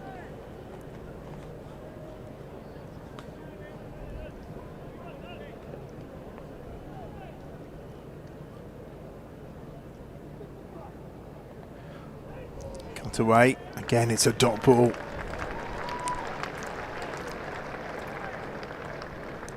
It's almost a moment where you think, ooh, can I cut this away? No, straight to the fielder. 88 off 27.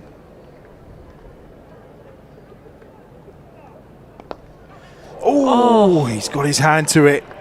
Would have been a fourth wicket. Oh, and he's annoyed as well. Yeah, wringing his hand. Annoyed that he didn't take that cleanly. And just checking, making sure he hasn't. Oh no, is it a smile or is it a grimace? Because that was hit pretty hard back at him. Oh, almost took out the umpire as well. In fact, I think he saved the umpire. Yeah, saved David Mills there, who was in the line of that, for sure. Bit of room. Oh, he gave himself some room, and it just followed him. It spun and followed him. He's just got it on a piece of string, doesn't he? One ball to come. 3 for 12 so far from his 3.5. Just when you think his figures can't get any better from game to game. Yeah. What was it he got Friday?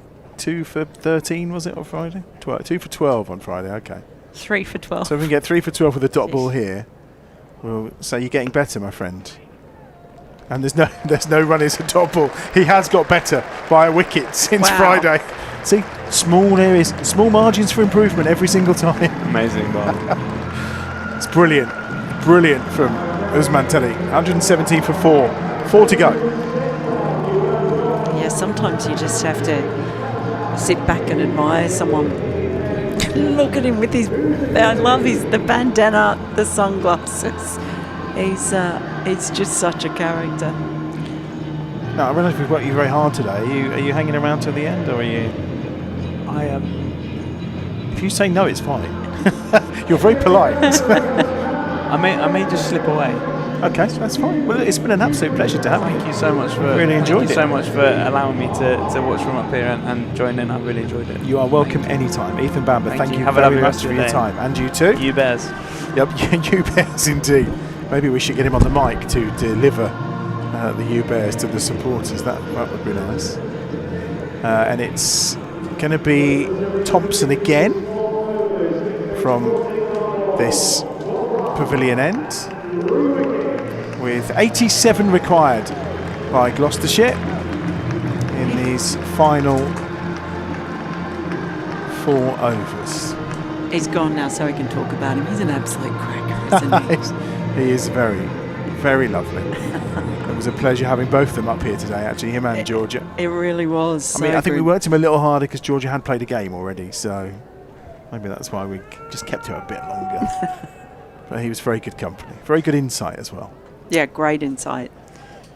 So 4 overs to go. They need 21.5 per over. I asked the question about the kind of run rate, just because Jack Taylor's out there, and obviously as captain he can kind of keep an eye on these things. He's on strike, but then he's swinging away down the ground. Thompson couldn't quite get to it, and it's 1 more to the total.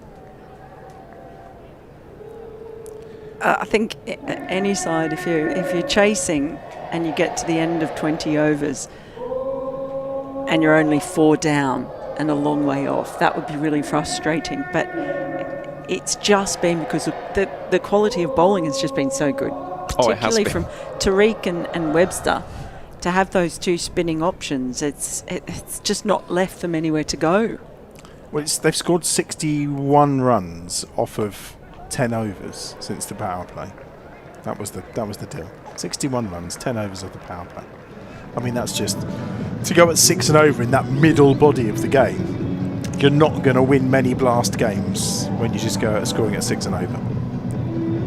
Particularly chasing 200. No, you know, we've just had our first result from the Central and West. Somerset have beaten Northamptonshire by 105 runs. Wow! Is it time for the Northamptonshire blow up? Wow! Is that only the second game they've lost this year? Full toss carved out to the boundary, and he just can't quite get there. Zen Malik, it's 6. And Dadawal with the boundary. I'm talking about across formats. Yes, sorry, yes. It's their first one in the Blast, second one overall, and actually they've come relatively in quick succession. Wow. You two have got the old communication with signals down to a fine level. I'm thinking, why is she going on about a 4? That was definitely a 6. What's she doing? I was saying across formats. That's not 1, 2, 8 for 4. Oh, it's full. And there's going to be a chance for a run out. Oh, if he'd managed to land that on the stumps, but they're going to come back for a second. Well, the left boot of Jordan Thompson, nowhere near as accurate as the left boot of Bukayo Saka will hopefully be later tonight as he misses the stumps at the far end. Oh, dear. well, there was a whole 3-book trilogy in that one, Paul. He's gone for a toe pump. I think that was he needed to side foot it calmly. 130 for 4. I don't want to read that. Australia 115 for 1. They're cruising to World Cup victory in the T20 final at Lords.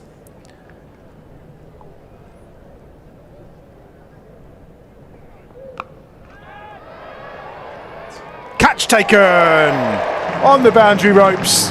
Mosley again, another catch for him, and it's 5 down, and Gloucestershire have the highest of mountains to climb. 130 for 5. Taliwal's on his way for 20. Well, they had to go big if they were going to even narrow the gap at all, but again, just not getting every piece of that. Dan Mosley, balls always seems to follow him on the boundary, and it did follow him. He didn't even have to take a step either way, just picked him out. 130 for 5, 74 required. Bracey is coming in, James Bracey, probably still furious about Dan Mosley not being out LBW in the middle of the Bears innings. Last ball of the over from Jordan Thompson. It's been quite expensive today, but picks up a wicket, 1 for 36. And we'll have 3 overs to go. There's 1 to come from Gleeson, 2 potentially from Wokes as well. That's back down the ground from Bracey, and straight away it goes to the ropes for 4. Lovely shot from the Gloucestershire wicketkeeper. And that completes 17 overs, 134 for 5, 70 required off the 3 overs that remain. Your chance to vote for your player of the match, and boy, have we got some options available for you today, given how well the Bears batted. I mean, you have to look at the innings, of course, from Beau Webster with his 78 plus wickets as a spin bowler. Dan Mosley with his 72. Dan wicketless so far. But of course, Usman Tariq as well. 3 for 12 from 4 overs. QR code, all you need for player of the match vote. 134 for 5. Most is back. He could add to his 70 unbeaten with a wicket. That's going to be a boundary off the first ball. Jack Taylor smashing it to the ropes for 4.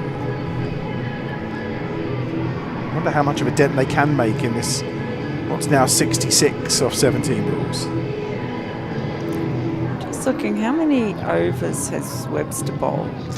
He has only bowled 2. 1 for 11. I think I thought they might have brought him back. It's wide again from Mosley, just for a single. Yeah, just because he's been pretty tidy when he's come on. But maybe it's just the match-up that they've decided on. Bracey on strike. Well, he's having a ball to the left-hander. It's cut away. 2 more to the total. As we know, off spins are usually a pretty good, effective weapon against left-handers.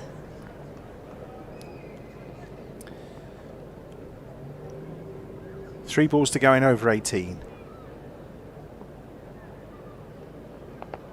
Swept high and straight to Bo Webster, who takes the catch. Mosley gets a wicket, and Webster returns the favour after Mosley took the catch earlier. And rather than celebrate with his teammates, he's gone over to sign some more autographs. What a guy! What a guy. And look, it was a perfect decision to have Bo Webster standing exactly where he was and have Mosley bowl the over. 141 for 6. Very comfortable for Bo Webster. Takes the catch high above his head. I do love that. And his first thought was there's going to be a little bit of time here while the new batter comes out. So I'm going to trot back and sign some autographs. Braces away. Van Buren is the new batter. 2 to come in the over. Most has got 1 for 35. 63 to win. He was about to go then. David Mills suddenly almost clotheslined Dan Mosley as he was about to bowl. Well, that's not going to be a wide, is it? He's done so much movement there. It's clever bowling, actually, from Mosley. Yeah, he decided not to follow him and let him move himself out of any possibility of a wide call. That's in the air. Is there a catch on? Is it too much? It's over the ropes for 6. That completes the over. 1 for 41 for Mosley then. 2 overs to go. 147 for 6. I'm intrigued on your maths on this. So what points, how many points can Bears get to? Right. If they win every game between now and the end? If the Bears win out, there can be a maximum of 24 points. Okay. Okay. That's the first thing. And the table at the moment? The table at the moment, we'll see Gloucestershire on 24, Worcestershire on 24, Glamorgan on 20, and Somerset on 16. Okay. Again, it's very convoluted. There's plenty of maths. And is that for third place or for second? So that is for third place. Right, okay. And this is why there's even more maths involved, because the Bears are heavily relying on Leicestershire and Derbyshire in the North Group. Ah, okay. Gleason's back, searching out a first wicket, which is quite remarkable given we all felt he got one with his first ball of the day. Here we are 18 balls later and he's still wicketless, but only 15 runs off his bowling today. Basically, it's going to be quite tricky. Yeah. And there's a lot of variables. There's an awful lot of variables, but yeah, the first one will be the midweek game. Derbyshire take on Somerset in a cross-pool one. So that's the first one which needs to go in Derbyshire's favour. Oh, it's almost like he thought about that as a wide and suddenly went, oh, yeah, okay. Thought he may have got away with that being the short ball for the over, but not according to umpire Pollard. And the next game that needs to go everyone's way? There's so many. There's so many different factors. So realistically, Gloucestershire need to win out. Gloucestershire face Worcestershire and Glamorgan. So we want Gloucester to beat Worcestershire and Glamorgan? Correct. Okay, good set of results. Drilled back down the ground by Jack Taylor. And it crosses the boundary ropes for 4. And he's quietly accumulated, what, 38 now off 23 balls. That's the skipper? Yeah, really good innings. Yeah, he's a fantastic cricketer. It's Jack Taylor. Then we move on 150's up, by the way. We move on to the next set of circumstances. Northamptonshire need to beat Somerset. Okay. And Somerset, having lost to Northamptonshire, would have to beat Worcestershire. Okay. And in all that, while that's going on, the Bears have to win every game. They certainly do, as that will be 4 more, courtesy of the aforementioned Jack Taylor. He's on to 42 now, 24 balls. It's a good knock. Well, what he's doing is he's reducing the net run rate damage quite considerably with this contribution here. He is. It's still 48 required to win off the last 9 deliveries. Hilariously, there is more. Oh, there is more. There is more. Crikey. Full toss. Hammered. It's going to be a no ball as well. So there'll be a free hit. Oh, was that a run out? No. Just couldn't quite gather it cleanly. But it is a no ball and a free hit. That's a good job this game's not tight. Well, yeah, it really is damage limitation. You were saying? I was saying. So Derbyshire, having beaten Somerset in this theoretical scenario, would also need to beat Durham and Lancashire to finish on a maximum of 22 points as the free hit is signalled here at EdgBLASTon. And where did Leicester fit into this? I'll tell you in a second after this. Okay, here's the free hit. And that's going to be a wide. The free hit's going to be a wide. Well, Gleason's saying he moved. And it's another free hit. 159 for 6. 45 required, still off 9 balls. So Leicestershire would have to lose to Nottinghamshire, who are practically already through in the North Group in that top 2. But then they'd have to beat Durham and Derbyshire. Of course, with those 2 defeats, Durham would also have a maximum of 20 points. It's the free hit again, and it's just 1. And then there will be the requirement of a Yorkshire Roses victory, and Lancashire to also potentially take a little bit of a net run rate loss. So, as you can imagine, it's very complicated. And I haven't mentioned the South Group, and that's for a reason. So the Bears cannot, in theory, surpass the 3rd place in the South.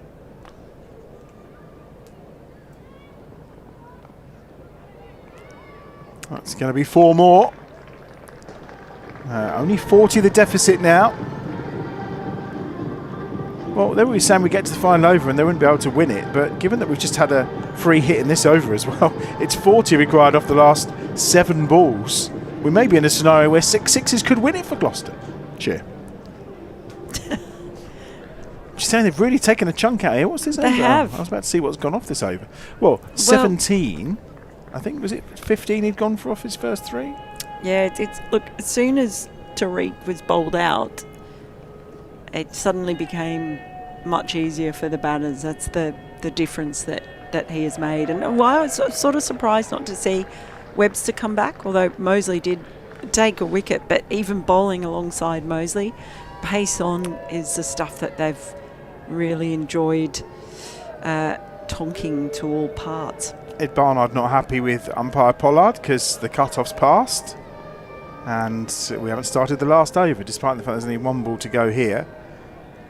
Richard Gleason bowls it. It's 1 more to the total and 39 required off 6, but they're going to have to do the final over with an extra fielder inside the circle. Can I ask who's 3rd in the South Group? So, 3rd in the South Group right now is Essex. Essex are on 20 points with a positive net run rate. And you look at their remaining games, they've got Hampshire and Surrey, who are in the top 2. Surrey, however, have got Sussex, and they've got Essex as well, and they've got Kent. So, just looking at the maths on that, there's also a couple of cross-group games with the North. Realistically, the South should have 3 representatives. So it boils down to 3rd place in the Central and West versus 3rd place in the North. And yeah, the North is, well, for want of a better term, a bit of a mess right now when it comes to the points. Wowzers. Okay, 165 for 6, 39 required to win. You rest your brain after all of that. Thompson's going to finish up the final over. There's a big appeal. And they'll add 1 more to the total, courtesy of a leg bye. 38 required off of 5 balls. Be good to see Jack Taylor get his 50 here. He's deserved it for good execution of clean hitting at times. 6 4s and 1 6 in his 40. Yeah, he has, and it's probably got lost because of all the carnage kind of going on elsewhere. But it's been a fine innings from him that has limited the damage somewhat. Van Buren is on strike, up in the air, and is that going to go beyond Hayne? It is.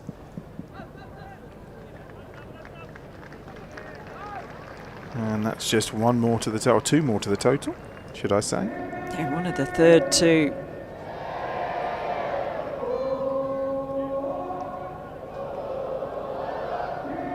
Yeah, he's just kept going, scoring at a really good rate, as Taylor. Not on strike here, though, if he's going to get to his 50. Thompson, been expensive, 1 for 42 from his 3.2 overs so far. Well, he followed the batter who had literally almost stood off the strip then. I feel like he made about 4 different decisions about what shot he was going to play then. I'm just looking at David Milner, who's got his hands on his hips. He was just standing there looking as if to say, what is going on? Very unconventional from Van Buren. Almost thought he was going to try and scoop it and then changed his mind and was trying to access that leg side and then was going to flay it and then in the end just sort of smothered it into the ground. It may have been expensive, but this is a good final over from Thompson. It is 36 required off 2 balls. So it's going to be a comfortable win for the Bears. It didn't look like that in the power play when Milan and Short were going to town. But as you say, the introduction in over 7 of Usman Tariq certainly made all the difference. 2 balls to come then to wrap up the victory. That's cut away. May well reach the boundary rope. Yep, it's gone beyond the fielder. It's 4 more to Van Buren, who's on 13, and it's going to leave Taylor stranded on 48. Oh. Very, very nice for the averages, a little red inker, but the Gloucestershire captain not quite going to get to his 50. No, and just I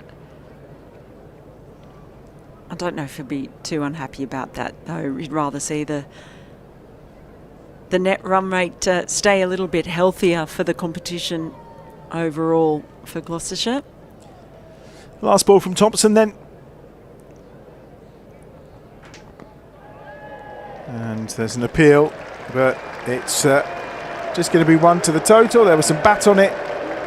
Van Buren finishes on 14 and Gloucestershire finish on 173 for 6. So it's a victory by 30 runs for the Warwickshire Bears. And they are back to winning ways after Friday night's defeat at Sophia Gardens at the hands of Glamorgan. And they do keep alive, as you've just heard, those slim hopes of qualifying for the knockout stages of the Vitality Blast.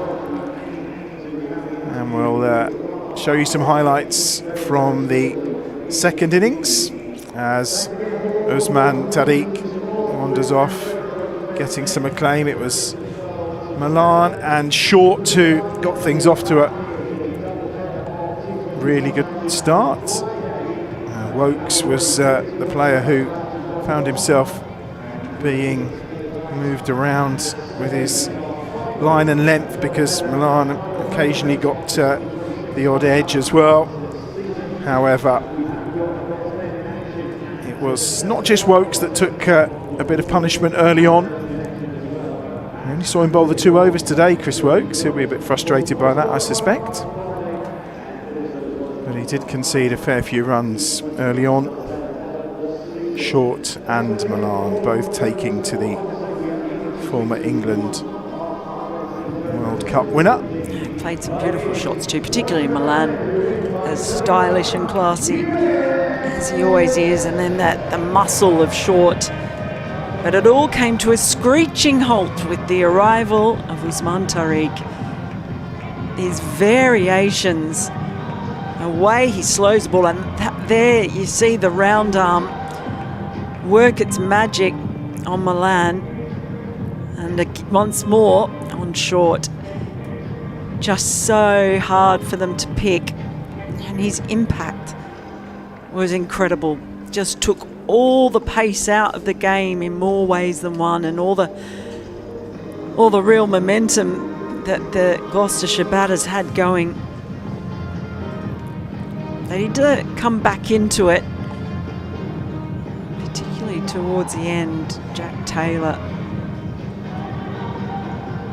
managed to get the runs going again, but Dan Mosley chipping in with a wicket there. Yeah, Zen Malik had no chance of getting to that one.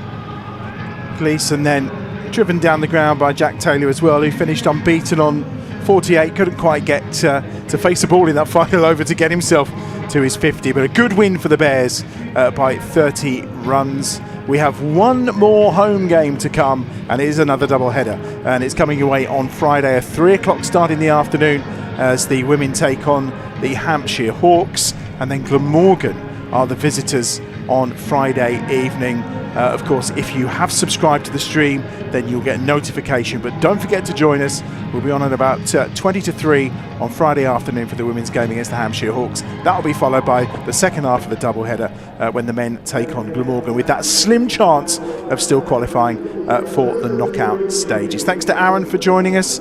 I think Usman Tariq has got the Player of the Match award. That would please us all that Usman's walking away he got my with the vote. trophy. He did got get my your vote. vote, indeed. I'll let you explain that to Dan Mosley when we get downstairs. From Mel and from me, thanks very much for your company today, and we'll see you again on Friday. Make sure you join us.